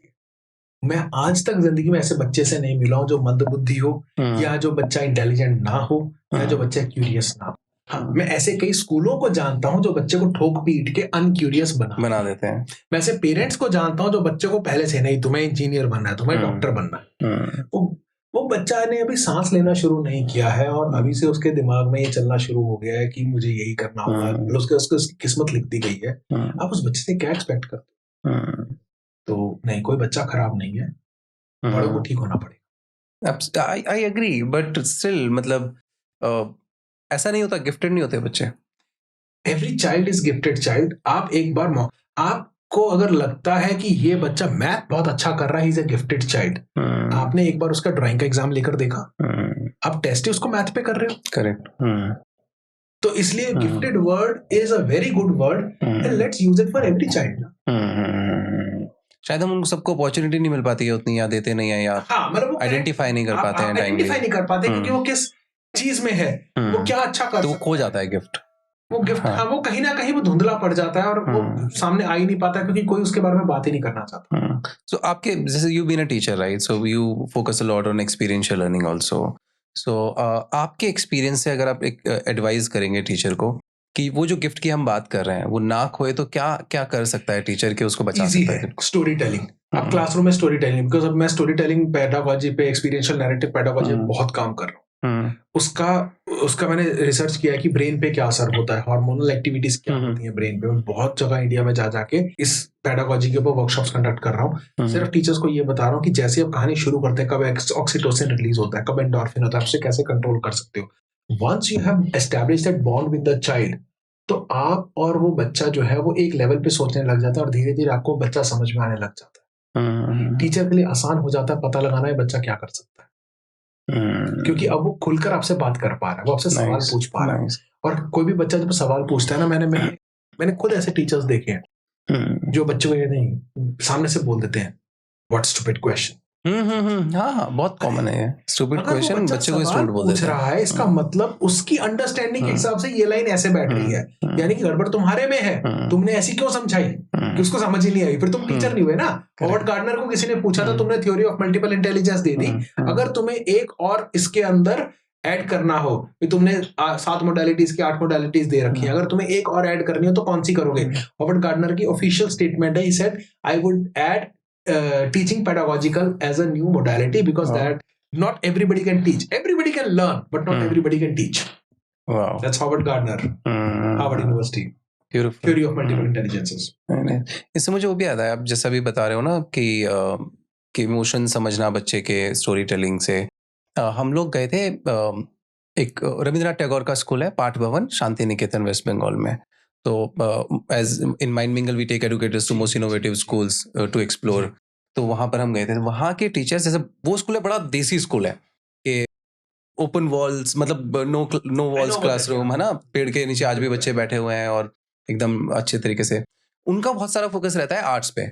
आर्ट्स, शांति निकेतन का आर्ट स्कूल इतना पावरफुल रहा है शुरू से कि जब कॉन्स्टिट्यूशन भी बनाना था तो भी उन्हीं को बोला गया। कॉन्स्टिट्यूशन पूरा उनका पेंट किया हुआ हैंड रिटन है शांति निकेतन वालों। तो वहाँ बच्चों को सबसे पहले कुछ टाइम तक सिर्फ आर्ट्स कराते हैं कि बच्चे बस पेंट करो, उससे सिर्फ वो समझते हैं बच्चे का लेवल, उसकी अंडरस्टैंडिंग, उसके इमोशंस। सिर्फ पेंट नहीं, आर्ट में किसी तरह का आर्ट, म्यूजिक कराते हैं, म्यूजिक बहुत सारा करते हैं। आपको ध्यान होगा, आपने जो अहमदाबाद में जो सेशन करवाया था माइंड मिंगल का, जी, उस समय हम लोगों का एक छोटा सा ग्रुप उसके बाद वहां गया था river side. Yes, river side में अंदर घुसते ही सबसे पहले क्या हो रहा था, बच्चे को एक पिट में डाल के वहां पे पाइप जोड़ के वो देखने की कोशिश कर रहे थे। हाँ, जितने भी एक्सेप्शनल स्कूल्स है ना, वो इसी तरीके से काम करते हैं। इसीलिए देखते हैं कि बच्चे के अंदर वो अलग अलग चीजें हैं जो बच्चे के सामने रख देते हैं, फिर देखते हैं बच्चा कैसे उसको ट्रीट करेगा, उससे कैसे डील करेगा। एक्सपीरियंशियल लर्निंग पे आप करते हो काफी काम ना, अगर आप कोई एग्जांपल देना चाहोगे? Other kind of learning?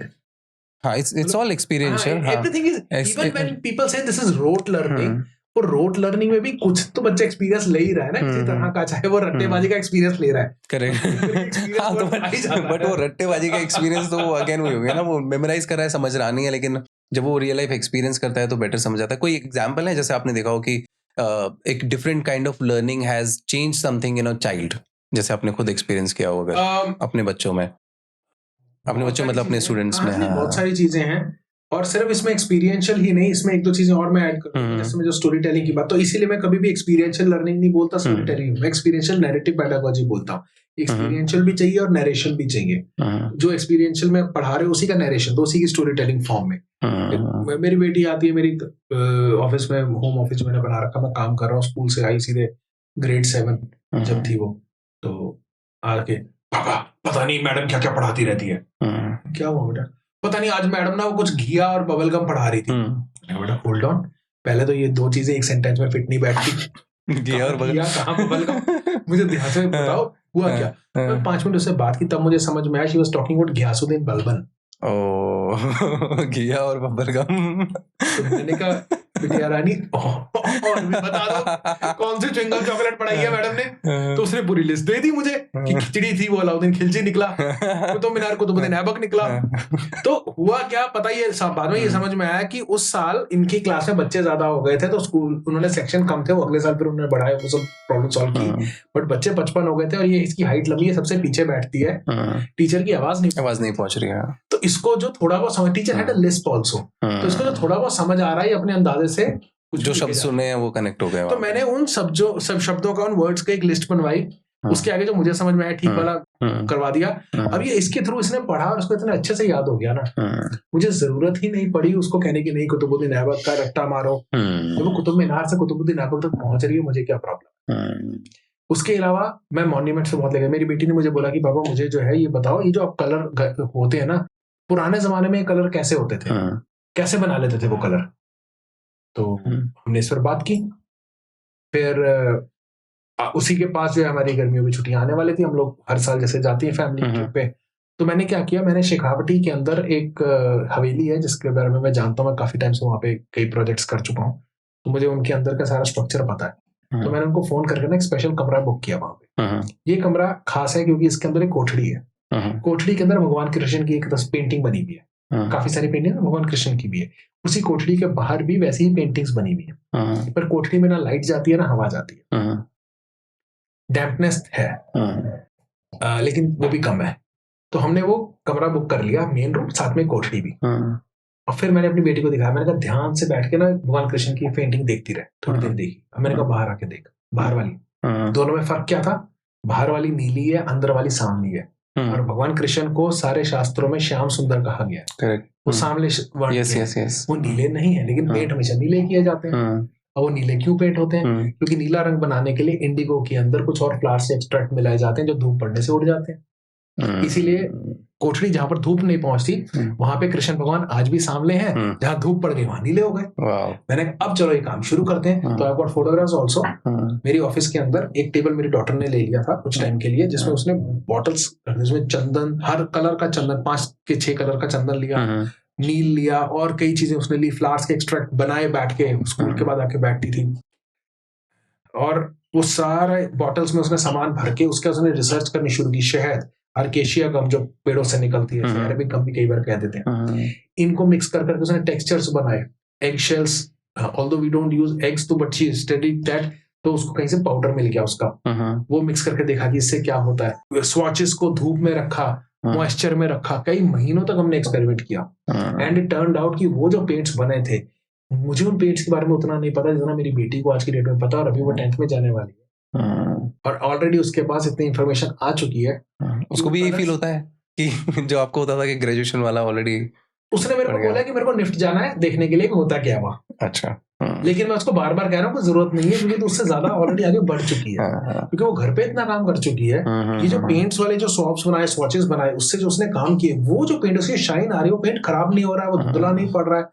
जो हमने बाहर छत पे रखा था उसमें चेंजेस आने शुरू हुए, लेकिन वो भी काफी टाइम के बाद, बहुत मामूली सा, विच इज मुझे कई साल तक वहां रखना पड़ेगा, तब उसका कलर फेड होगा।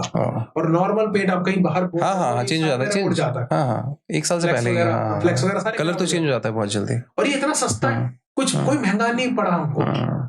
शहद और वो जो कॉस्ट करा है, घर में नील देते हैं कपड़ों को, उसमें शहद मिलाओ, पेंट करो, क्या शाइन आती है। अच्छा, इसमें क्या पर्सपेक्टिव है आपका? जैसे ये जो बच्चे हैं, आप जैसे, आपकी बेटी जैसे, या मेरे जैसे जो ज्यादा स्मार्ट हैं तो इनको जब ये फील होने लगता है कि जो आगे की पढ़ाई है उसमें कुछ है नहीं, जैसे मैंने भी ग्रेजुएशन कंप्लीट करी नहीं थी ये सोच के ना कि कुछ खास तो है नहीं उसमें, तो क्या ही सिखा देंगे वो, तो क्या करना चाहिए, करनी चाहिए कि नहीं चाहिए कंप्लीट? मतलब धीरे धीरे ग्रेजुएशन खत्म होती जा रही है बहुत जगहों से। बहुत लोग ऐसे हैं जिन्होंने कहना शुरू कर दिया कि इसकी क्या जरूरत है, क्योंकि ग्रेजुएशन आप करते हो, फिर पोस्ट ग्रेजुएशन करते हो, आप 5 साल 6 साल अपने लगा देते हो, और वो नौकरियां ही नहीं बचने वाली 6 साल बाद। तो इतनी स्पीड से नौकरियां चेंज हो रही हैं, जो बच रही हैं, जिनका पता है कि रहेगी, इंजीनियरिंग है भी रहेगी, डॉक्टरी एमबीबीएस तो रहेगा ही रहेगा, ठीक है, नई नई चीजें एमबीबीएस रहेगा, लेकिन उसकी लाइन देख रहे हो कितनी लंबी लगी हुई है। तो या तो आप भी राजेंद्र नगर, करोल बाग जैसी जो जगह है दिल्ली में या कोटा है, वहां जाके एडमिशन ले लो, 5 साल लगाओ जिंदगी के। ये आईआईटी के डायरेक्टर थे, एक कॉन्फ्रेंस में हमारे आए हुए थे, तो बात चल रही थी कि कैसे being one of the best institution of India, they do not have international faculties और इंटरनेशनल स्टूडेंट्स, कि हम सबसे अच्छे वाले में तो होना चाहिए। तो बोलते हैं कि क्योंकि उसमें एडमिशन के लिए कोटा जाना पड़ेगा तो पहले तो कोचिंग लेनी पड़ेगी ना उस इंटरनेशनल स्टूडेंट को, कोटा आके तब एडमिशन मिलेगा उसको आईआईटी में।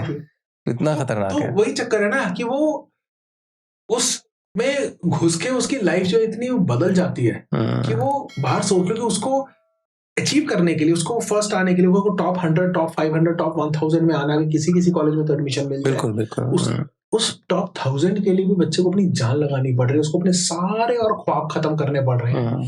जितने ये जो कॉमेडियंस है ना, आधे शायद इंजीनियर है। यस सही बात है। इंजीनियरिंग करने के बाद समझ में आती है कि ये तो हमारी असली जिंदगी, कॉमेडी हो गई ना उनके साथ पहले ही लाइफ में। डे वन पे शुरू करते थे, ज्यादा बढ़िया नहीं होता। और इतना मुझे याद है, महीप सिंह, सब जानते हैं उनको, मतलब he is a gem of a person. मेरे को एक दिन बुलाया कहते विक्रम, हम ना एक खुशवंत सिंह ह्यूमर फेस्टिवल कर रहे हैं।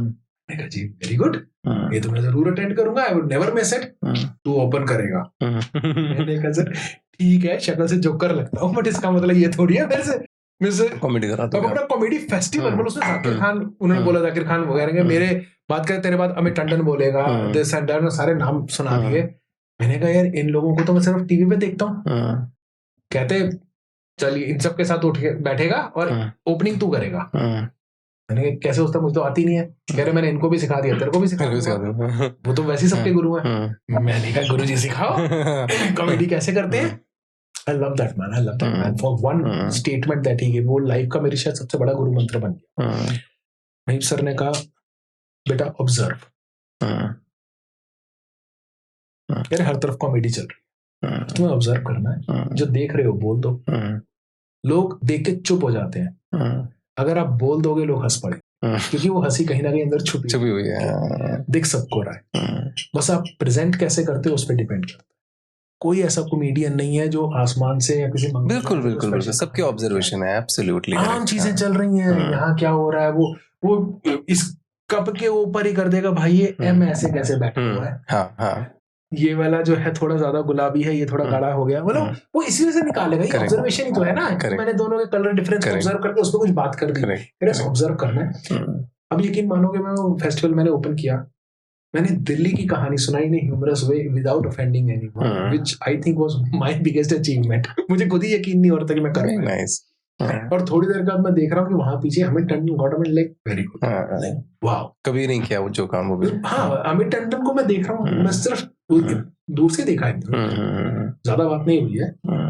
अच्छा, अब थोड़ी सी और मुझे बात करनी है एजुकेशन के अराउंड। सो जैसे आपका मेन, जैसे मैं देख रहा हूँ एक्सपीरियंस आईटी में रहा, फिर हिस्ट्री में आ गया, फिर आपने पढ़ाना भी शुरू कर दिया, और क्या आपको ऐसा लगता है कि जैसे सबको ही लगता है, हम लोगों को तो लगता है, नॉर्मल बेसिक लोगों को लगता है कि हिस्ट्री बहुत बोरिंग है, आपके साथ बैठने के बाद नहीं लगता है, बट अदरवाइज तो लगता है, ठीक है, ये तो रियलिटी है। तो ना ही किसी अच्छे से, हम में से तो किसी ने पढ़ी नहीं होगी वो अच्छे से हिस्ट्री, इसी वजह से कि बोरिंग है, कि डेट्स याद नहीं रहती हैं, और वो ना, मुझे लगता है कि मतलब जैसे आप एक बार बताए थे ना कि हिस्ट्री इज हिज स्टोरी ना, इट्स नॉट माई स्टोरी, तो बना दिया। हाँ, तो इसलिए मुझे इंटरेस्ट नहीं है। बट ठीक है, ये बात तो एक हो गई कि इंटरेस्ट है कि नहीं है, लेकिन क्या आपको लगता है कि रेलेवेंट है कि क्या मुझे पढ़नी चाहिए, क्या मैं कुछ और करना चाहता हूँ या कुछ और सीखना चाहता हूँ, तब भी मुझे हिस्ट्री मतलब एटलीस्ट आई शुड नो? आप छोड़ ही नहीं सकते। हाँ, आप हिस्ट्री को देख गलत एंगल से रहे हो। मैं कहता हूँ हिस्ट्री छोड़ दो, हेरिटेज पकड़ लो। What is the difference? History is what is written and packed in books. ठीक है, इसमें कुछ कहानी लिखी होगी, वो हिस्ट्री है। ये किताब लिख दी गई, अपने आप में हिस्ट्री है। लेकिन इस बंदे ने जो जर्नी की, एक्चुअली जो किताब सामने पड़ी है वो मैरिज की बात कर तो मैं इसको नहीं छूंगा। तो हाँ, वो हिस्ट्री है। लेकिन हेरिटेज क्या है? हमारे इस कप में हैंडल क्यों लगा हुआ है? किसी ने तो सोचा होगा कि पहले किसी ने बिना हैंडल बनाया होगा। हाँ। पहले किसी ने शायद सिर्फ पत्ता फोल्ड करके उसमें पानी डाल के पीने की कोशिश की होगी, और पहले किसी के पास वो भी नहीं होगा, उसने ऐसी बारिश का किया होगा, नदी की तरह ऐसे मुंह डाला होगा। धीरे धीरे वो एवोल्यूशन हुआ ना, उन्हें समझ में आया कि अगर मैं ये चीज बना लेता हूँ मेरे लिए आसान है, फिर हम यहाँ तक पहुंचे, मैं क्योंकि ये मैं लेके जाऊंगा ये छलक जाएगा, ये नहीं छलकेगा। ये एवोल्यूशन है। तो ये भी तो हिस्ट्री हुई ना। स्टोरेज ऑफ वाटर, उसकी हिस्ट्री हो गई। तो बावलियां, कुएं, वो हिस्ट्री में आ गया। हाँ, अब अगर मैं ये कहूं कि मेरे को बताओ ये किसने इन्वेंट किया, उस बंदे का नाम क्या था, कौन से ईयर में इन्वेंट हुआ, मैं कह रहा हूँ क्या फर्क पड़ता है। पहले आप जर्नी समझ लीजिए। आपको बंदों के नाम हम बाद में याद करवा देंगे, पर्ची डाल के बना के आपकी जेब में डाल देंगे, नहीं तो गूगल बाबा है ना। क्योंकि हम लोग नाम और डेट्स के ऊपर इतना ज्यादा फोकस कर चुके हैं कि हमें ये समझ ही नहीं आता है कि the evolution, the journey of evolution, the understanding of how a product grew and reached that stage is more important, not just product. आपकी अपनी हिस्ट्री, अगर मैं आपसे किसी से पूछता हूँ जब कि मोस्ट रीसेंट हिस्टोरिक इवेंट, तो अगर मैं आपसे पूछूं तो आप क्या जवाब देंगे? मोस्ट रीसेंट हिस्टोरिक इवेंट मतलब मैंने अगर अपनी लाइफ से बोलूंगा तो वो कुछ भी हो सकता है पास्ट का, जैसे कि गिटार सीखा, ये एक हिस्टोरिकल इवेंट हो जाएगा? नहीं हो सकता है ना? मैं ये कहूंगा कि अभी हमने जो एग्जांपल यूज किया, ये अभी आपने मुझे बताया कि आपने गिटार सीखा, हाँ, सब हिस्ट्री है। जो एक सेकंड पहले हो गया वो हिस्ट्री हो गया ना। तो आपको क्यों ये वेट करनी है कि 200 साल पहले जो हुआ था वो आके कोई बताएगा, मैं तभी उसकी बात करूंगा? क्योंकि हम एक डेंजरस व्यू ही देख रहे हैं उसका, तो इसलिए डर लग रहा है हमें। तो मैं ये कहूंगा कि प्लीज हिस्ट्री को ऐसे मत देखिए कि किसी और के साथ घटित हुई और हजारों साल पहले घटित हुई। हिस्ट्री राइट नाउ, जो सांस निकल गई वो हिस्ट्री बन चुकी है। जो वर्ड आपके मुंह से निकल गया वो हिस्ट्री बन चुका है। तो जब आप अपना नजरिया बदल लेंगे तो आसान हो जाएगा। प्लस एक और चीज, जो भी हम राजा महाराजाओं की बात करते हैं कि ये हिस्टोरिक इवेंट हुआ, उन्होंने ये किया वो किया, आई डोंट नो अगर कोई महाराजा ऐसा हुआ होगा या बादशाह ऐसा हुआ होगा जो सिर्फ इसी पर्पस से काम कर रहा है कि मुझे हिस्ट्री बनानी है। उस समय वो ये काम कर रहा था, या तो चाहता था कि मेरा नाम हो जाए, या वो चाहता था कि मेरी कोई प्रॉब्लम सॉल्व हो जाए, या वो चाहता था कि पब्लिक के लिए मैं कुछ कर दूं, या मैं हमला कर दिया, मुझे उस हमले से बचना ही पड़ेगा। तो पृथ्वीराज चौहान अगर जाके मोहम्मद गोरी से लड़ा है, या इब्राहिम लोदी बाबर से लड़ा है पानीपत के अंदर, एक तो पता नहीं सारे पानीपत में क्यों लड़ते हो, हरियाणा में जाके गुस्सा आता होगा वहां पे, हरियाणा में जाते लड़ाई शुरू हो जाती है। खैर, अगर वहां जाके लड़ रहे हैं तो क्या लोधी इसलिए लड़ने गया था कि हिस्ट्री बन जाएगी, या लोधी इसलिए लड़ने गया था कि मेरी जमीन बच जाएगी? क्या बाबर इसलिए लड़ने गया था कि हिस्ट्री बन जाएगी? बाबर इसलिए लड़ने आया था कि मुझे अपना एक्सपेंशन करना है, मुझे रेवेन्यू चाहिए, मुझे। बट एक्सपेंशन का रीजन ये हो सकता है ना कि मतलब मुझे याद किया जाएगा, जैसे वो ट्रॉय मूवी देखी है आपने? याद बात की बात है, उनको तो रेवेन्यू चाहिए होता था ना, जितनी ज्यादा जगह होगी उतना ज्यादा रेवेन्यू, उतने अमीर होंगे, तो पैसे का खेल हो गया ना सारा। लेकिन पैसे भी तो एक टाइम के बाद आप और एक्वायर सिर्फ इसलिए करना चाहते हो क्योंकि हिस्ट्री बनेगी, मतलब नाम रहेगा, जैसे मैं बनूंगा फर्स्ट बिलियनर या फिर first trillionaire. So when you have that kind of thought, that is one thing. Just try to put all these things in a list. You will realize majority of the things have happened because they wanted to solve a problem or there was something जिसके solution में उनको ये करना ही पड़ा। आज हम उसको history बोल रहे हैं, उनके पास और कोई ऑप्शन ही नहीं थी। अच्छा, राजा महाराजा की बात कर रहे थे आप, मुझे बताओ ना कोई सबसे वर्स्ट राजा जिसकी हिस्ट्री आपने पढ़ी हो जो बहुत क्रूअल था। क्रूअल अलाउद्दीन खिलजी में, मतलब मेरी अभी तक की स्टडी के हिसाब से सबसे क्रूअल था। अपने चाचा को बुलाया जलालुद्दीन फिरोज खिलजी को कि सॉरी आप मेरे से बहुत नाराज रहते हो, मेरे को पता है मैं बहुत गंदा बच्चा हूँ, प्लीज सॉरी माफ कर दो। चाचा भी पिघल गए, चले गए मिलने, जैसे ही गले मिला पीछे छुरा मार दिया, कहता मैं बादशाह हूँ, चाचा को साइड करो। तो दिल्ली में मेहरौली के अंदर फटाफट फोर्टिफिकेशन हो गई कि खिलजी ने जो है जलालुद्दीन फिरोज खिलजी को मार दिया अलाउद्दीन ने, और अब वो दिल्ली की तरफ कूच कर रहा है और वो कब्जा कर लेगा। तो लेकिन दिल्ली के अंदर आर्मी काफी स्ट्रांग थी, कहते इसको तो मार देंगे अलाउद्दीन को हम। अलाउद्दीन ने क्या किया, अलाउद्दीन ताजा ताजा सोमनाथ लूट के आया था, पैसा बहुत था, वो जिस गांव से निकलता था सोने के सिक्के फेंकता जाता था और ये बोलता जाता था कि जिसने ये उठाया वो मेरे साथ मेरा। दिल्ली जमुना तक पहुंचते पहुंचते भीड़ इतनी थी पीछे कि दिल्ली वाली फौज डर के भाग गई। दिल्ली में कौन था उस टाइम पे? जलालुद्दीन फिरोज खिलजी, जो उसके चाचा जी थे, उनका बेटे को बादशाह बना दिया था। तो यहाँ वाले छोड़ के भाग गए, अरे यार तो भीड़ लेके आ गए, शायद फौज लेके आ गए, फौज नहीं थी, वो गांव वाले थे। सिर्फ उसने इम्पैक्ट ऐसा क्रिएट कर दिया, but once it took over तो उसने जो कहर मचाया है, यहाँ तक कि हमें पता है मंगोलिया से अटैक हुआ था, जो तारीख फिरोज शाही में जिस चीज का जिक्र आता है, ये जियाउद्दीन बर्नी, जो कि जिसके फादर खिलजी के कोर्ट में थे, ये उसका लिखा हुआ ही है। जियाउद्दीन बर्नी तारीख फिरोज शाही में कहते हैं कि खिलजी के दौर में क्या हुआ, मंगोलिया से हार गए, वापस चले गए, ऑल दैट लॉन्ग स्टोरी मेरी किताब में पढ़ लीजिएगा। जी जी जी जी।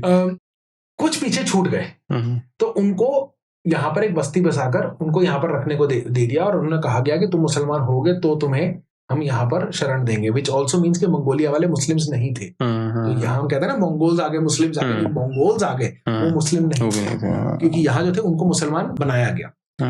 अब इन मुसलमानों को मेरी थोड़ी बहुत रिसर्च ये कहती है कि शायद मंगोलपुरी वो इलाका है जहाँ उन मंगोल्स को रखा गया था। अब वहां पर किसी ने कह दिया कि यार खिलजी हमारी तरफ ध्यान तो देता नहीं है, इसका कुछ करना पड़ेगा। ये बात चाय की टपरी पे दो लड़के आपस में बात कर रहे हैं, ये बात किसी ने आगे अलाउद्दीन खिलजी को बता दी। Every single person over there was killed. He ordered Narayana नाम सुना होगा आपने, नारायणा में किला हुआ करता था, तारीख फिरोज शाही में इसकी डिटेल आती है। किले में पकड़ के सबको ले गए, रोज के 100 बंदे को उसका सर काटते थे, बाहर सिर्फ खून की नदियां बहती। किस लिए? कि किसी ने ऐसे बोल कैसे सिर्फ इस वजह से खिलजी को सबक सिखाएंगे। अच्छा। सिर्फ चाय की टपरी पे किसी ने बोल दिया था। अच्छा। पूरे के पूरे गांव को, तो कहते कि उनको नए मुसलमान कहा जाता था, कि मुसलमानों की पूरी बस्ती को उसने कटवा दिया था, कि सिर्फ किसी ने ये बोल दिया था इसको सबक सिखा। वैसा बंदा था। सो एपिटोम ऑफ क्रूएलिटी। और ग्रेटेस्ट द सिकंदर अकबर। अच्छा। अकबर फॉर वन रीजन, उसने हर रिलीजन को बराबर देखा। शुरुआत उसकी बहुत अजीब रही, बहुत खराब रही, मैं मानता हूँ, लेकिन बहुत जल्दी वो ट्रैक पे है, क्योंकि शुरुआत में वो बैराम खान के इन्फ्लुएंस पे काम कर रहा था, तो एक्सपेंशन कर रहा है, अटैक कर रहा है, लेकिन एक बार उसने बैराम खान को बोला कि खान बाबा आप जाओ हज पे, तब अकबर बदला है।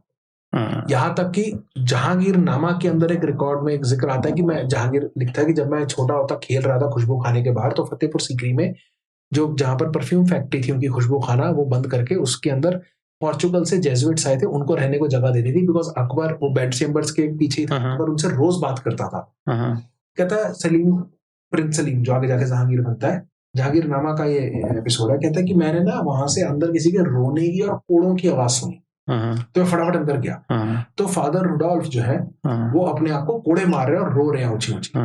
मैं डर गया क्या, और मैंने बोला, मैंने कहा आप ये क्या कर रहे हो? तो उन्होंने मुझे कहा कि आई हैव सेंट, कि मैंने कुछ पाप किया है और मैं अपने आप को पनिश कर रहा हूँ। कहते जी वो क्यों? कहते मैंने पोप को लिख दिया है कि अकबर जो है वो क्रिश्चियनिटी में कन्वर्ट हो रहा है। अब समझ में आया कि वो तो सिर्फ हमसे समझ रहा था क्रिश्चियनिटी, वो कन्वर्ट नहीं हो रहा, वो अब हमसे बात खत्म हो गई, वो जैनिज्म में बात करनी उसने शुरू कर दी है उसी लेवल। अच्छा, समझने के लिए। और मैंने पोप से झूठ बोल दिया है, तो मैं तो सिन कर दिया, तो इसलिए मेरे को कोड़े हुआ। तो जिससे ये पता चलता है कि वो कर, उसके बाद अकबर जो है वो चाहता है नैना देवी वहां छत्र चढ़ा के आता है, चांदी का, जो आज भी वहां पड़ा हुआ है। वो गुरु अमरदास जो सिखों के तीसरे गुरु हैं, उनसे मिलता है, बातचीत इतनी अच्छी लगती है, कहता है मैं आपको तोहफा देना चाहता हूँ। गुरु साहब कहते हैं हमें कुछ नहीं चाहिए, फकीर आदमी है। बादशाह कहता है मैं तोहफा दे रहा हूँ, आप ऐसे कैसे नहीं लोगे? तो पता चला गुरु अमरदास जी की बेटी की शादी होने वाली थी कुछ दिनों में, तो उसने गुरु अमरदास जी को तोहफा देने की बजाय उनकी बेटी को दे दिया। अब शादी में कोई तोहफा दे रहा है, कैसे मना कर सकता था? तोहफा क्या दिया कि इन्होंने अभी एक तालाब खरीदा है, तालाब के आसपास की जमीन जागीर के रूप में उनकी बेटी जो थी बीबी अमरो, उनके जो हस्बैंड हुए भाई जेठा, आगे चल के वो गुरु रामदास सिखों के चौथे गुरु बने, वो सारी जमीन उनको दहेज में मिल गई। अब वो जमीन का नाम पड़ गया चक रामदासपुरा।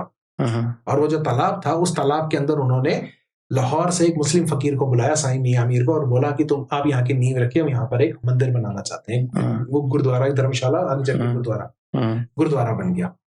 आगे चल के महाराजा रंजीत सिंह ने उस गुरुद्वारे पे सोना लगवा दिया, जिसे आज आप गोल्डन टेम्पल कहते हैं। वो पूरी जमीन जो है अमृतसर शहर की, वो अकबर की डोनेट की हुई है। अब ये बात एक और इंसिडेंट अकबर का बताऊंगा। तुलसीदास जी को बोला कि आप आके मुझसे मिलिए, आपने कोई किताब लिखी है बड़ी प्यारी, सुना है, तारीफ सुनी है, मुझे बताइए। तुलसीदास जी कहते आ जाएंगे, लेकिन गए नहीं। 2 महीने 3 महीने कुछ समय बीत गया। अकबर ने उनको घर से उठवा लिया। मैं बुला रहा यार, तुम आ नहीं रहे, अजीब बंदे हो। उठवा लिया।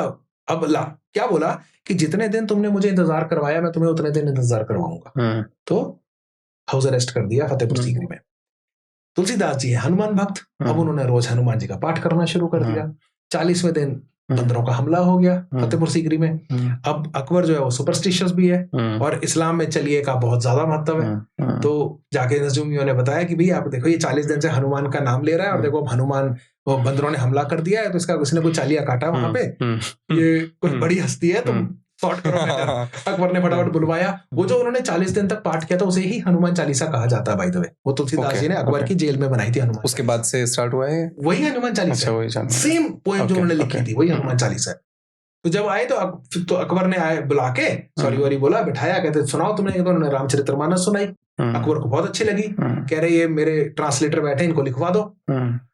अब लिखवा तो सकते नहीं, क्यों लिखवा दी तो अकबर तो पढ़ नहीं पाएगा, ही वाज डिस्लेक्सिक। तो उन्होंने पेंट किया, तो हमारी पहली ग्राफिक नॉवल तैयार होती है, which is the Arabic version of Ramcharitmanas of Ramayana. Oh nice. And then what Akbar did, उसने 5 कॉपीज बनवाई। एक तो अपने पास रखी उसने, बाकी कॉपीज उसके बाद फिर और 11 कॉपीज अगले लॉट में बनी, फिर और कॉपीज बनती गई। और उसने अपने जो गवर्नर्स थे, फैमिली मेंबर्स थे, क्लोजेस्ट एलाइज थे, उनको भेजी और साथ में एक ऑर्डर भेजा कि I am sending you a book, अपने तख्त से नीचे उतर कर रिसीव करना, क्योंकि कुरान के बाद अगर कोई अगली किताब है तो यही है। तो रामायण को उसने इतनी वैल्यू दी, मुगल बादशाह क्यों करेगा। बिल्कुल। अब इससे कनेक्ट होती है बात कि अब इंडिया में ज्यादातर मस्जिद के नीचे मंदिर निकल जा रहे हैं। सर ध्यान से देखोगे तो शायद बुद्धिस्ट मंदिर निकलेंगे। अच्छा, और पीछे और थोड़ा खोदेंगे तो this is what you mean by this. Buddhist मंदिर होता है और हम उसको मिक्स कर जाते हैं, क्योंकि इंडिया के अंदर बुद्धिज्म बहुत स्ट्रांग था। बुद्धिज्म को ओवरटेक कर लिया हिंदुइज्म ने, उसके ऊपर इस्लाम और क्रिश्चियनिटी आ गए। तो बहुत सारी लेयर्स है। इंडिया की लेयर्स इतनी ज्यादा है, तो डिबेट है। And that is what India is ना। हाँ, हमारी लेयर्स है। अब ये हमारे ऊपर है कि हम उसके ऊपर झगड़ा करके कितनी पीछे जाना चाहते हैं या हम आगे बढ़ना। सब अपनी वाली लेयर को बोल रहे हैं कि ये वाली जो है वो तो वो ठीक है। मतलब मैं यहाँ पर किसी को भी गलत नहीं कह सकता हूँ। मैं सिर्फ ये कह रहा हूँ कि ठीक है, वो मैटर जरूरी है, उस पर बात करना, लेकिन एक दूसरे का सर नहीं काटना, गर्दन नहीं काटनी है उस पर। और हमारे लिए रोजी रोटी इस समय बहुत बड़ा मुद्दा बना हुआ है, पहले हम उसकी बात कर लेते हैं। बिल्कुल बिल्कुल। हालत ये है कि आप सड़क पर गाड़ी लेके निकल नहीं सकते हैं, रोड रेज, ट्रैफिक, हर तरह के इश्यूज हैं, हर तरफ गंदगी फैली हुई है। वो बेसिक अभी वही ना, देख लो रणबीर वाला जो केस हुआ है कि वो क्या इतना बड़ा इशू था। इशू तो हम कुछ भी पकड़ लेते हैं ना। तो वही कह रहे ना, और बात के उसको इतना मतलब वार्निंग नहीं दी उसको ना। मतलब ठीक है, तुम्हें लग गया था खराब है, एक बार वार्निंग देते कि भाई ये कंटेंट इस तरह का बंद करो, otherwise we will take action. खत्म हो गई बात। अगर वो फिर भी कर लेते जो करना था, उसके बाद उठा लेते उसको। लेकिन फिर अगेन जो हुआ, तो मुद्दा सिर्फ भटकाने वाले ऐसे बहुत है हमारे पास। 3 बार कॉल आया अभी तक। अच्छा, कि आप आओ, बॉम्बे आप आते रहते हो, आप आके हमारे साथ एक पॉडकास्ट रिकॉर्ड करो। मैंने कहा जी आपने पहले कुछ पॉडकास्ट किए, मैंने कभी देखा नहीं था। तो उन्होंने मुझे कुछ लिंक्स भेज दी कि हमने हिस्ट्री पे ये किया है। मैंने वो सुना, मैंने कहा इसमें सूडो हिस्टोरियंस बैठे हैं और ये जो फैक्ट्स बोल रहे हैं गलत है, मैं इनके पैरेलल नहीं बैठना चाहता। वो अग्रीमेंट भी तो देते हैं सब चीज को। रणवीर इज लाइक हाँ अग्री है। मैंने कहा मैं जाऊंगा नहीं। तो 3 बार कॉल आया, मैंने रिजेक्ट कर दिया, मैं नहीं आ रहा, बॉम्बे आ रहा हूँ। Vikramjit Singh on mind mingle podcast, bang on. तो हाँ, तो मैं वहां नहीं गया। मुझे बिग बॉस से भी कॉल आया था। हाँ, बिग बॉस का आपने बताया। बिग बॉस क्यों नहीं गया यार? जाना चाहिए था। नहीं अरे यार, अरे क्या फर्क पड़ रहा है? क्या फर्क नहीं, ये तो खुद का टेस्ट होता आपका कि अगर वहां सरवाइव कर जाते ना। I don't find their discussions or whatever is happening over there fruitful, mindful or even ethical to at some points. शुरू में थोड़ा सा देखा है, I realize कि ये मेरे मतलब की चीज नहीं है। मुझे पढ़ाई लिखाई करने दीजिए, मुझे बच्चों के साथ बात करने दीजिए, मुझे बहुत मजा आता है। मैं जाके 6 महीने वहां नहीं बैठता। बड़ा तगड़ा डिसीजन है ये भी कि मतलब, क्योंकि एक्चुअली फेम बड़ी एडिक्टिव चीज है कि पिक एंड चूज। मतलब अगर फेम चाहिए होती तो मैं जो कर रहा था कम था क्या? जितने मुझे अवार्ड्स मिल चुके हैं आईटी में, जो मुझे जिस लेवल पे मैं जा चुका हूँ, वो छोड़ के मैं एक स्कूल टीचर बना। मतलब सैलरी का सीधे 1/100 किया शुरुआत। सही बात है। उसके लिए गट्स चाहिए। कुछ चीजें पैशन के लिए। अच्छा, कुछ और क्वेश्चन करेंगे, बस फिनिश करते हैं इसको। एक तो मुझे बताओ कि कभी कोई ऐसा फैक्ट हिस्ट्री का आपको लगा जो आपने लगा कि यार ये कैसे सच हो सकता है, let me just recheck. Oh yes, बहुत कि मतलब या तो वो बहुत फनी या बहुत बिजार। अकबर को ही लेके, हाँ। क्योंकि अकबर की इमेज मेरे माइंड में भी तो वही थी ना। मेरे को फतेहपुर सीकरी के अंदर ऑफिशियल डॉक्यूमेंटेशन चल रही है, मेरे को उन्होंने बोल दिया तुम भी कैमरामैन हो, साथ में असिस्ट करो, मैं भी लगा हूँ। और अंदर एक कमरे में लेके कह रहे अकबर ने शुरुआत में यहाँ पर ये पुराना इबादत खाना, यहाँ पर वो नमाज पढ़ता था, और पीछे 3 पेंटिंग्स बनी हुई थी जो औरंगजेब के दौर में हटाई गई हैं, लेकिन आउटलाइन बची हुई है। पेंटिंग किसकी है? Prophet Jesus, prophet Moses and prophet Muhammad. और वो स्क्रैच करके हटाई है, स्क्रैचेस दिख रहे हैं, आउटलाइन दिख रही है। मैंने कैसे कैसे हो सकता है? प्रोफेट मोहम्मद की तो पेंटिंग ही नहीं बना सकते, और जीसस की पेंटिंग अकबर क्यों लगाए? क्योंकि कुरान के अंदर वो भी एक प्रॉफिट है, हजरत मूसा भी एक प्रॉफिट है। सो चलो वो तो ठीक है, समझ में आ जाता है। बट मोहम्मद साहब क्यों? फिर ढूंढना शुरू किया तो पता चला कि प्रोफेट मोहम्मद की पेंटिंग को एक टैबू बनाया वहाबी इस्लाम ने, जब किंग साउद ने आके जब सऊदी अरेबिया बनाया, तो जब वहाबिज्म आया तो उसके बाद फिर वो फोटोग्राफ्स के ऊपर आए। लेकिन उससे पहले प्रोफेट मोहम्मद की बहुत पेंटिंग्स मिलती हैं, जितनी सऊदी अरेबिया अच्छा मिलती हैं। जी अभी भी है, एग्जिस्ट करती हैं विक्टोरिया एल्बर्ट हॉल में, उसमें यूएस और यूके में आपको मिल जाएंगी, म्यूजियम्स में पड़ी हुई है। एल्बर्ट म्यूजियम कौन सा, मैं नाम भूल रहा हूँ, सॉरी। और ऑनलाइन भी रिसर्च करेंगे तो आपको उसके रेफरेंसेस मिलेंगे। सिर्फ ये है कि क्योंकि इस्लामिक कम्युनिटी इतनी स्ट्रांग हो गई और सऊदी अरेबिया इतना पावरफुल हो गया कि उन्होंने सारी पेंटिंग, सारे रेफरेंसेस हटा दिए, जिसके पास है छुपा के रखी। बट टेक्स्ट में आपको अकबर ने दीन इलाही अकबर का ही था ना। अब ये भी बड़ी मजेदार चीज है, अकबर के लाइफ टाइम में कभी दीन इलाही वर्ड नहीं आया। ओके, बट ये तो बड़ा बोला जाता है। आईने अकबरी में दीन इलाही आया, लेकिन आईने अकबरी का वो चैप्टर अकबर की डेथ के बाद लिखा गया। और फिर से हुई जहांगीर, उसके बेटे ने वेरी स्ट्रिक्टली ही मेंशन कि मैं दीन इलाही को नहीं आने दूंगा। तो जहांगीर मेंशन कि मेरे फादर ने जो दीन इलाही की बात की, अकबर ने ये कहा था सुलह कुल दीन इलाही, सुलह कुल, पूरी दुनिया में ब्रदरहुड रहे, खुदा का यही असली मजहब है। तो नया मजहब ऐसे शुरू करने के लिए अलग से बैठ के टेनेंट्स नहीं बना रहा था। वो ये कह रहा था कि पूरी दुनिया एक साथ मिलके भाईचारे में रहे, यही दीन है इलाही, यही अल्लाह का असली दीन है। संस्कृत में भी है ना क्या, सर्वे ऐसा कुछ है ना, कि पूरी भूमि जो है वासुदेव कुटुंबकम, वसुधैव, तो नॉट वासुदेव, कई लोग उसको वासुदेव, मैं भी वासुदेव ही, वसुधैव धरा भूतल, तो वसुधैव कुटुंबकम, एक मटका जैसे कुटुंब होता है, उसी के अंदर सब समा जाता है। तो सब अंदर एक ही में समाया, एक मुट्ठी में समा सकता है, पूरी दुनिया एक है। ठीक है, let's talk about a few myths. हमने पहले भी बात की है इस बारे में, एंड देन अगेन हिस्ट्री, और अभी तक चले आ रहे हैं, जैसे कि बिल्ली का रास्ता काटना, ठीक है, रात में झाड़ू नहीं लगाना, रात में नेल्स नहीं काटना, या मेंस्ट्रुएटिंग वुमेन को मंदिर में परमिशन नहीं होना। पुराने जमाने में मंदिर गांव से बाहर बनाए थे। हाँ, ये रेलेवेंट है कि नहीं? क्योंकि आज भी फॉलो तो आज भी कर रहे हैं ना लोग। पुराने जमाने में मंदिर गांव से बाहर बनाए जाते थे। Menstruating lady has to walk to the temple के टाइम पे, तो हाइजीन के उतने मेजर्स है नहीं, विच मीन्स कि जब तक वो चल के जाएगी, गर्मी है, धूप में उसकी तबीयत खराब हो सकती है। वहां जाते जाते जो भी उसने अपने प्रोटेक्शन के लिए रखा है वो नहीं संभाल पा रही, she has to clean herself. मंदिर में कोई ऑप्शन नहीं, कौन से वहां पे ऐसे टॉयलेट्स बने होते थे, खतरा है हमेशा से, तो कहाँ जाएगी, कैसे अपने आप को क्लीन करेगी, कैसे चेंज करेगी, पॉसिबल ही नहीं है।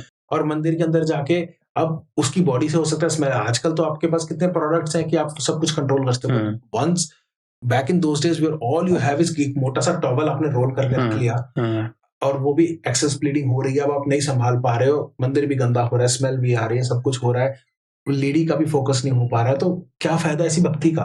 उसने कहा था प्लीज आप घर पे आराम करिए। एग्जम्पशन, हाँ, आप वो एग्जम्पशन, हमेशा से एग्जम्पशन रही है, कोई कभी भी रिस्ट्रिक्शन नहीं रही, एग्जम्पशन रही है। सो वो था कि आप आराम करिए। लोगों ने उसको एक्सट्रीम बना दिया। नाखून नहीं का नाखून रात को नहीं काटते, झाड़ू नहीं लगाते, ऑब्वियसली क्योंकि लाइट नहीं होती थी ना। तो दिया रखा, दिया पास रखोगे उंगली जल जाएगी, दिया दूर रखोगे तो चाकू से काट रहे हो, नहीं कट रहे तो थे नहीं, आप उंगली काट बैठोगे। अब तक तो बस ऐसे ही बोलते थे नहीं करना चाहिए, अशुभ होता है, और ये सब जो चीज समझ गया। दिया आपने रखा है, एल्कोव बना हुआ है दीवार में, दिया उसमें रखा हुआ है, नीचे झाड़ू मारो, नीचे आपको क्या दिखने वाला है? दिए तले अंधेरा, यहाँ तो अंधेरा है, नीचे तो। बिल्ली के रास्ते काटने से अशुभ हो जाता है। तो मेरा ये मानना है कि नहीं, कभी भी ये नहीं कहा जाता बिल्ली रास्ता काट जाएगी काम नहीं, अब ये बोलते हैं कि काम नहीं बनेगा, लेकिन ऐसा कहा जाता है कि अगर बिल्ली रास्ता काट जाए तो वहां से आपको एकदम से नहीं निकलना, आप रुको 2 मिनट फिर निकलो, क्योंकि बिल्ली तेजी से भाग गई है, हो सकता है उसके पीछे उसके बच्चे या कोई कुत्ता या कुछ और जानवर हो, वो आ जाए आपके पाँव के नीचे, गाड़ी के नीचे आ जाए, तो आपका पूरा दिन खराब होने वाला है, क्योंकि आप उसी के बारे में सोचते रहोगे। तो वो निकल गई, 1 मिनट रुको, कुछ पीछे है तो नहीं, एवरीथिंग देख लो और उसके बाद निकलो। Now you leave. और सब लोग रुक जाते हैं कि पहले कोई और निकले, किसी और का बेड़ा कर उसके बाद हम बच जाए साथ वाला जाए और जाके निकल जाते हैं। वो जैसे ना रुक जा, मैं अभी भी दिखता है इतना इजीली कि वो दिखा और हो गया। अच्छा, कुछ 1-2 बुक्स अगर आप रिकमेंड करना चाहें, easy to read for somebody to start with. किस टॉपिक? हिस्ट्री से रिलेटेड है। मेरी पढ़ लो, इजी टू रीड। ठीक है, हाँ, perfect. Delhi heritage top 10 baolis, Delhi heritage top 10 fort. आपको एक आइडिया मिल जाएगा कि किसी भी चीज पे रिसर्च कैसे की जाती है और उसकी कहानी में कितनी गहराई तक जाते हैं। स्टोरी टेलिंग फॉर्म में है तो जरूर मजा आएगा। परफेक्ट। और नेक्स्ट प्रोजेक्ट क्या कर रहे हो आप? मॉन्यूमेंट कॉम्प्लेक्सेस पे लिख रहा हूँ, कुछ राजे महाराजाओं की क्वर्की स्टोरीज मिली हैं उन पे लिख रहा हूँ, डांसेस पे लिख रहा हूँ, फेस्टिवल्स पे लिख रहा हूँ, बहुत सारी चीजें शुरू कर रखी है, पता नहीं कब पूरी होंगी। नहीं, शुरू होना चाहिए, पूरा तो हो जाता है। If you had like unlimited resources with you, तो आप एजुकेशन में क्या कंट्रीब्यूशन देते? ये बस मेरा लास्ट क्वेश्चन, फिर हम फिनिश करते हैं। कि अगर आपको कभी ऐसा लगता है कि यार मतलब सर अनलिमिटेड रिसोर्सेज छोड़ो, मुझे इतनी पावर दे दो कि मैं सीबीएसई स्क्रैप कर सकूं। क्यों करना है? सीबीएसई ने बहुत अच्छा काम किया, वो आउटडेट हो गया और वो एक्सेप्ट करने को तैयार है। एक बहुत बड़े ट्रांसफॉर्मेशन की जरूरत है। सीबीएसई एनईपी आ गया है, बहुत कुछ आ गया है, उस पर वो काम कर भी रहे हैं। आपने कभी सीबीएसई की कोई टेक्स्ट बुक उठा के उसका वो वाला पेज देखा जिसपे ऑथर्स के नाम लिखे होते हैं? कभी कोई स्कूल टीचर मिला है? सारे तो प्रोफेसर हैं। और जब आप प्रोफेसर बनते हो, प्रोफेसर बनने के लिए क्या करना है? आपने 12th की, 12th के बाद आपने ग्रेजुएशन, पोस्ट ग्रेजुएशन, पीएचडी, फिर आप रीडर लगे, असिस्टेंट प्रोफेसर लगे, करते करते प्रोफेसर। यानी कि जो टीचर 8th क्लास की हिस्ट्री की किताब लिख रहा है, उसको 8th क्लास खत्म किए हुए 25-30 साल हो चुके। बिल्कुल, तब जाके प्रोफेसर बना। जमाना बदल गया है, सोच बदल गई है। क्या वो वाकई उसके साथ जजमेंट कर पा रहा है? मैंने अभी एक नया प्रोजेक्ट स्टार्ट किया, लाइब्रेशन। मैं स्कूल की लाइब्रेरीज को टेक ओवर करता हूँ, मॉडिफाई कर देता हूँ। उसमें मैं क्या कर रहा हूँ, अगर मुझे किसी भी स्कूल के अंदर किताबों को रेकमेंड करना है, मान लीजिए मेरे को कोई कहता है कि 10th क्लास के बच्चे के लिए कोई किताब बताओ, मैं जाता हूँ दूसरे स्कूल में 10th क्लास के बच्चों से पूछता हूँ कि उन्हें कौन सी किताब बताऊँ। सेम लेवल एक दूसरे को रेकमेंड कर रहा है, मैं कभी रेकमेंड नहीं करता, क्योंकि 10th का बच्चा समझता है कि वो, मुझे पता है कौन कौन से स्कूल में कौन से पढ़ाकू बच्चे हैं, तो मैं उनसे पूछ लेता हूँ, दूसरों को बता देता हूँ। जैसे कॉन्सेप्ट की बात है, अब जैसे मैथ्स का कॉन्सेप्ट है तो वो सेम ही रहने वाला है ना, प्रोफेसर को शायद ज्यादा समझ होगी, इस वजह से वही लिखेगा। बच्चे तो बदल गए हैं ना, उनकी सोच तो बदल गई है ना, और वो यहाँ तक बदल गई है कि अब वो इस बात को मानने को तैयार नहीं है A+B=C। कह रहे कि क्यों है ये, इसका लॉजिक समझाओ, और हम ये पढ़ ही क्यों रहे हैं। करेक्ट, हाँ, भाई वो चाहिए। न्यूटन के सर पे सेब गिरा, मेरी जान क्यों खा रहे हो? हिस्ट्री उसको लगा ये ग्रेविटी होती है, तब तक उसकी पॉटी हवा में जा रही थी, तब नहीं उसको समझ में आया, सेब गिरने से समझ में आ गया। फिर 3 लॉ, अच्छा लॉ भी क्या बनाए कि कोई चीज यहाँ पड़ी हुई है, जब तक धक्का नहीं मारोगे पड़ी रहेगी। ये न्यूटन का लॉ है भाई, ये लॉ है, कॉमन सेंस है। तो सर ये चाहे कॉमन सेंस होगी, बट फिजिक्स का ये रूल है, there is no concept of common sense, everything has to be proven. तो प्रूव करने के लिए आपको पहले पढ़ना पड़ेगा। तो अगर हम बच्चे को थोड़े स्टोरी टेलिंग फॉर्म में, अभी सुधा मूर्ति जी ने भी पार्लियामेंट में यही कहा, स्टोरी टेलिंग के थ्रू पढ़ाओ। अगर मैं इसी को उस फॉर्मेट में ले आऊं, जो कि हमारी किताबों ने कोशिश की, सीबीएसई ने कोशिश की, बट सीबीएसई की प्रॉब्लम ये है कि उनको 35 स्टेट्स और 35 स्टेट में 35,000 कल्चर्स को नहीं तो वो भी तो ऑफेंड कर देंगे ना किसी को। हर कोई ऑफेंड तो होना बहुत इजी, कर नहीं पा रहे। इसलिए मैं कह रहा हूँ CBSE as a central body is under so much pressure. मेरे को सीबीएसई से कोई पर्सनल प्रॉब्लम नहीं है, but they are under so much pressure, NCERT is under so much pressure from all the diversity of India that they are not able to do justice to the curriculum. अब वही language को लेके चल रही है लड़ाई कि हिंदी को बनाओ नेशनल लैंग्वेज, वो एक अलग ही, वो तो फिर और 2 घंटे निकल जाएंगे। हाँ, मैं वही ये तो कहीं और ही चला जाएगा। But story telling, I personally believe story telling क्योंकि हमेशा से रही है एक्चुअल में ना, रही है, हम सब कुछ कहानियां तो चलती हैं। क्योंकि जब अब कुछ भी हो गया, लेट्स से अभी हमने ये पॉडकास्ट रिकॉर्ड कर लिया, और जब कल हम सोचेंगे इसको तो एक कहानी में सोचूंगा मैं कहानी, बिल्कुल, या कहानी बनेगी या पोएट्री बनेगी, तो या प्रोज होगी या पोएट्री होगी। अब गुरु गोविंद सिंह जी ने भगवान कृष्ण की बांसुरी का जिक्र किया 10वें ग्रंथ में, 24 अवतार में जब कृष्ण अवतार लिख रहे हैं, उसमें एक चैप्टर में एक पेज है जो जहां पर बांसुरी का जिक्र आता है कि जब भगवान कृष्ण बांसुरी उठाते थे तो होता क्या था। बाजत बसंत अर पैरव हिंडोल राग, बाजत है ललिता के साथ है तनासरी, मालवा कल्याण अर माल कौस मारू राग, वन में बजावे कान मंगल निवासरी, सुरी अर असुरी औपन गीजे हुती तहा तो निके सुनत, पहना रही सुध जासरी, कहे एहो दासरी के ऐसी बजी बासुरी के मेरे या नैया में सब राग को निवासरी। और अभी आगे और चलेगा, सिर्फ बांसुरी डिस्क्राइब हो रही है, अभी मोहन की पूरी कहानी है इस किताब में, अभी सिर्फ बांसुरी डिस्क्राइब हो रही है। जब आप इस तरीके से बच्चे से बात करते हो ना, इंटरेस्ट जाग जाता है। नहीं तो वैसे मैं कहता हूँ भैया गिटार सीख ले, तो बांसुरी सिखाना नहीं, यार गिटार सीख तो दिया है, कितने इंस्ट्रूमेंट सीखूं। बट अब कितना टाइम लगा मुझे, मे बी 10 सेकंड, करेक्ट है। बट अब हम बांसुरी की बात कर सकते हैं अगले 15 मिनट, और उन 15 मिनट में मुझे पता है कि मैं आपका बांसुरी में इतना इंटरेस्ट डेवलप कर दूंगा कि आपके हाथ में एक बांसुरी आ चुकी है। सुपर, बस ये करना।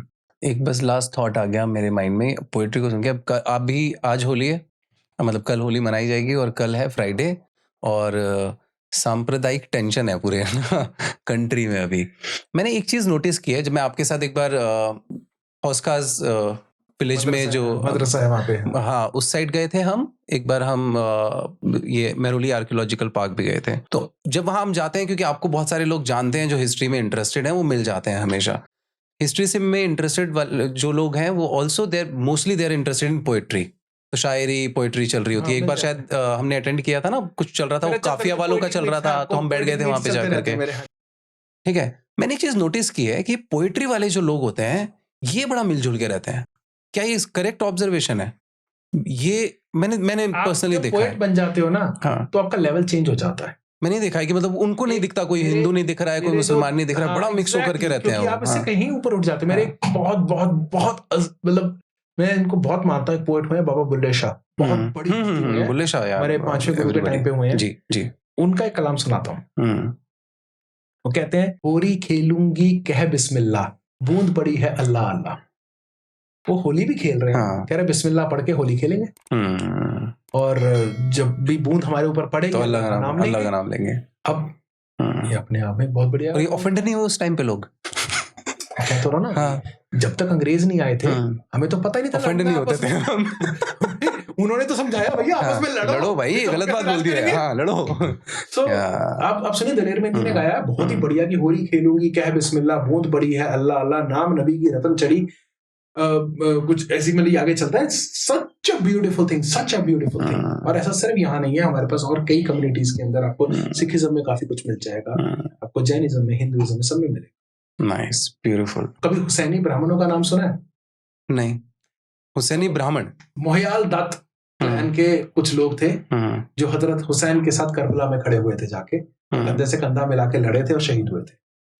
आज भी जो पाकिस्तान के अंदर जो मोहयाल दत्त क्लैन की जो फैमिली रहती है, उन्हें हुसैनी ब्राह्मण कहा जाता है। देखना वो कल होली भी मना रहे होंगे, और ताजिए के आगे आगे वो खुद को पीट के भी चलते हैं, काला पहनते हैं।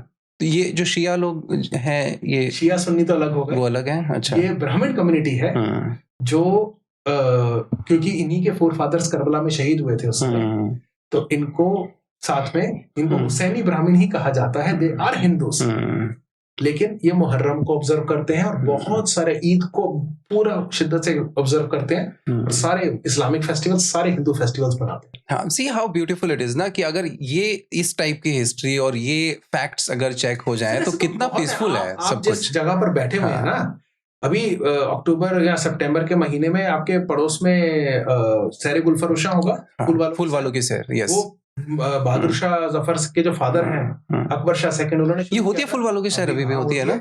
अंग्रेजों ने बंद करवाई थी, उसके बाद दोबारा स्टार्ट हुई, पंडित नेहरू ने करवाई। तो उसका क्या है, जब वो बादशाह आता था लाल किले से चल के, तो पहले योगमाया माता के मंदिर में जाके पंखा चढ़ाता था, फिर ख्वाजा कुतुबुद्दीन बख्तियार खाकी रहमतुल्लाह अलैह की दरगाह पे आके यहाँ चादर चढ़ाता था। और आज भी जब ये फेस्टिवल होता है, देश भर से पंखे आते हैं, एक पंखा योगमाया माता के मंदिर में जाता है, उसी के साथ एक रेप्लिका वैसा ही पंखा ख्वाजा काकी की दरगाह पे आता है। आप जस्ट इमेजिन करिए, काकी की दरगाह पे पंखा झूल रहा है जिसपे शेरा वाली माता की फोटो होती है, और मंदिर में पंखा झूल रहा है जिसपे काबा की और अपने मदीने की फोटो होती है। गूगल कर लीजिए, वहां से आकर के अब यहाँ फंसे हुए हैं, एंड यू विल सी फूल वालों की सैर फैन। देख लीजिए, जो राष्ट्रपति हर साल भेजते हैं। तो 29 जनवरी 1948 महात्मा गांधी विजिटेड मेहरौली, और ख्वाजा काकी की दरगाह गए, सरदगा, जहाँ बहादुर शाह जफर की जो कब्र खोद के छोड़ी गई कि यहाँ उसको दफनाना है, वो तो मर गया तो अभी बॉडी आ नहीं पाई। तो महात्मा गांधी को लोगों ने बताया कि ऐसे ऐसे एक यहाँ फेस्टिवल होता था फूल वालों की सैर, जो अंग्रेजों ने बंद करवा दिया। तो गांधी जी ने कहा ठीक है, पंडित जी से बात करता हूँ, शुरू करवा देंगे। 2 दिन बाद गांधी जी को गोली मार दी गई, तो वो कभी हुआ नहीं। कुछ टाइम के बाद वहां के लोग जब पंडित जी से मिले तो उन्होंने बताया महात्मा गांधी ने अपनी लाइफ का आखिरी प्रॉमिस किया था ये फेस्टिवल। पंडित जी ने उसी टाइम वो स्टार्ट करवाया और वो फेस्टिवल आज भी चलता है। इंडिया की हर स्टेट का chief minister, prime minister, president पंखा बेचता है और एक पूरा जुलूस होता है जो 3 दिन तक चलता है। ये अहिंसा स्थल के सामने ना? हाँ जी, अहिंसा स्थल के सामने ना, मेहरौली इसी साइड होता है ना ये होता है जहाज महल। अंधेरिया मोड़ है, हाँ, अंधेरिया मोड़ पे ही गाड़ियां लगती हैं। ओके। पैदल आप सामने जहाज महल पे जा सकते हैं क्योंकि अच्छा। अंदर पार्किंग नहीं मिल पाती। हाँ, उस टाइम वॉक करके आपके वहां पे, मतलब जहाज महल बगल में हौज़े शमसी, वहां पे वो फेस्टिवल हर साल आज भी होता है। 3 दिन का बहुत जबरदस्त इवेंट होता है। उसके अलावा जो पंखा राष्ट्रपति भवन से लेके और सबसे लेके आते हैं, वो तो फिर ग्रुप लेके आता है। और आज भी दरगाह के अंदर ये फेस्टिवल, मेनली ये फेस्टिवल दरगाह का फेस्टिवल माना जाता है, बट इसके हेड आज भी पंडित जी हैं। अब वही हिस्ट्री को उठा करके, अब बहुत सारी नेगेटिव हिस्ट्री उठा करके, वो सेम हिस्ट्री को यूज किया जा रहा है नेगेटिवली, और सेम हिस्ट्री को यूज किया जा सकता है पॉजिटिवली। पिछले कुछ सालों में डिपेंडिंग ऑन, जैसे पंखा टांगा जाता है ना, कोई जाके फोटो फाड़ देता है। मेरे पास फटी हुई फोटो की क्लिक्स भी है। अच्छा, हाँ, तो कोई ना कोई जाएगा, कोई पंखा झूल रहा ऊपर, दरगाह में से माता की फोटो फाड़ दी जाती है, वहां जाकर अब लड़ो। हाँ, ये हमने अब हो गया वो शुरू। हमें ये स्टडी करना चाहिए कि अंग्रेजों ने क्या सीख करके ये सिखाया है हमें कि हम भूले नहीं इसको ना। ये लड़ना नहीं सीखे, भूले हम अभी तक। सर उसका गजब सिखा के गए वो। मुझे पता है हमने काफी ज्यादा टाइम ले लिया, लेकिन एक छोटी सी, बहुत छोटा सी चीज और बता दूंगा। एक सवाल छोड़ के जा रहा हूँ आपके साथ, जरा सोचिएगा। 1857 हुआ, अंग्रेजों ने उसके बाद कुछ ऐसा किया कि इंडिया छोड़ो, दुनिया में कहीं 1857 दोबारा नहीं हुआ। तो दुनिया में दोबारा कहीं अंग्रेजों के खिलाफ उतनी बड़ी म्यूटिनी हो ही नहीं पाई। 1946 में स्टार्ट हुई थी, वो उन्होंने फटाफट बोल दिया कि हम अगले साल जा रहे हैं, तो वो वहीं दब गई थी mutiny. But all over world अंग्रेजों ने रूल किया। हाँ, बिल्कुल। म्यूटिनी नहीं हो पाई, एक ही म्यूटिनी हुई है, वो 1857 की बड़ी म्यूटिनी जो हुई है। बाकी सब छोटी छोटी अलग बात है, बड़ी नहीं हो पाई। ऐसा क्या किया उन्होंने 1857 के बाद? क्या किया था? Any guesses? 5 स्कूल खोले थे। इन 5 को राजकुमार कॉलेज कहा जाता था। ये 5 आज भी चल रहे हैं। नाम शायद आपको पता भी। हाँ। तो 5 ओल्डेस्ट। यस। और वो सबसे मतलब लेजेंडरी स्कूल्स हैं इंडिया के। अब 5 के नाम चेंज हो चुके हैं। 2 के आज भी राजकुमार कॉलेज है, बाकी 3 का नाम चेंज हो चुका है। बस इतना किया था। आप जाते हो ना स्कूल्स में? बदल गई है ना? नहीं, हाँ, ठीक है। बड़े हाँ, ये तो है ही कि उनका जो हाँ, तो बहुत बदल गया सिस्टम उन्होंने एस्टैब्लिश किया ही था कंट्रोल करने के लिए लोगों को। राजकुमार वहां पढ़ के निकले, उन्होंने जाके जागीरदार स्कूल खोले, वहां से फिर आगे एक बार जो जर्नी शुरू हुई। नवीन ने तो भी एक रील भी डाली थी कि कैसे जो हमारा करंट स्कूलिंग मॉडल है वो जेलर मॉडल से इंस्पायर्ड है, और जेलर मॉडल था वो एक्चुअल में लोगों को कंट्रोल करने के लिए बनाया गया था, ना कि सिखाने के लिए, ताकि आप बिल्कुल सवाल पूछना भूल जाए। जेल 3 चीजें दी थी, हाँ, और तीनों कंट्रोल के लिए थी। हाँ, कंट्रोल के लिए कि आप सवाल पूछो ही मत, क्रिएटिविटी की कोई जरूरत नहीं है आपको, बस एग्जैक्टली वो आना चाहिए, मेरे इंस्ट्रक्शन फॉलो करना आना चाहिए, बस सिंपली। तो उन्हीं से उनका काम निकलता था, और उसी वजह से वो पूरा सिस्टम वो इतना एस्टैब्लिश कर पाए, इतना रोबस्ट सिस्टम पूरे वर्ल्ड में कि उनकी सरकार चली। अमेजिंग। हाँ, हमारी कॉन्वर्सेशन को मैं आपसे बोल ही रहा था कि ना आपके साथ बैठ करके ना उठना नहीं है, वो बहुत लंबा जाएगा पॉडकास्ट, बट क्या करेंगे कि पार्ट 2 करेंगे इसका ना कभी, है ना? ठीक है। Thank you so much Vikramjit ji, you are an institution in yourself. मतलब बहुत बढ़िया, मतलब जब भी आपसे मिलते हैं बहुत मजा आता है। Thank you so much. Thank you.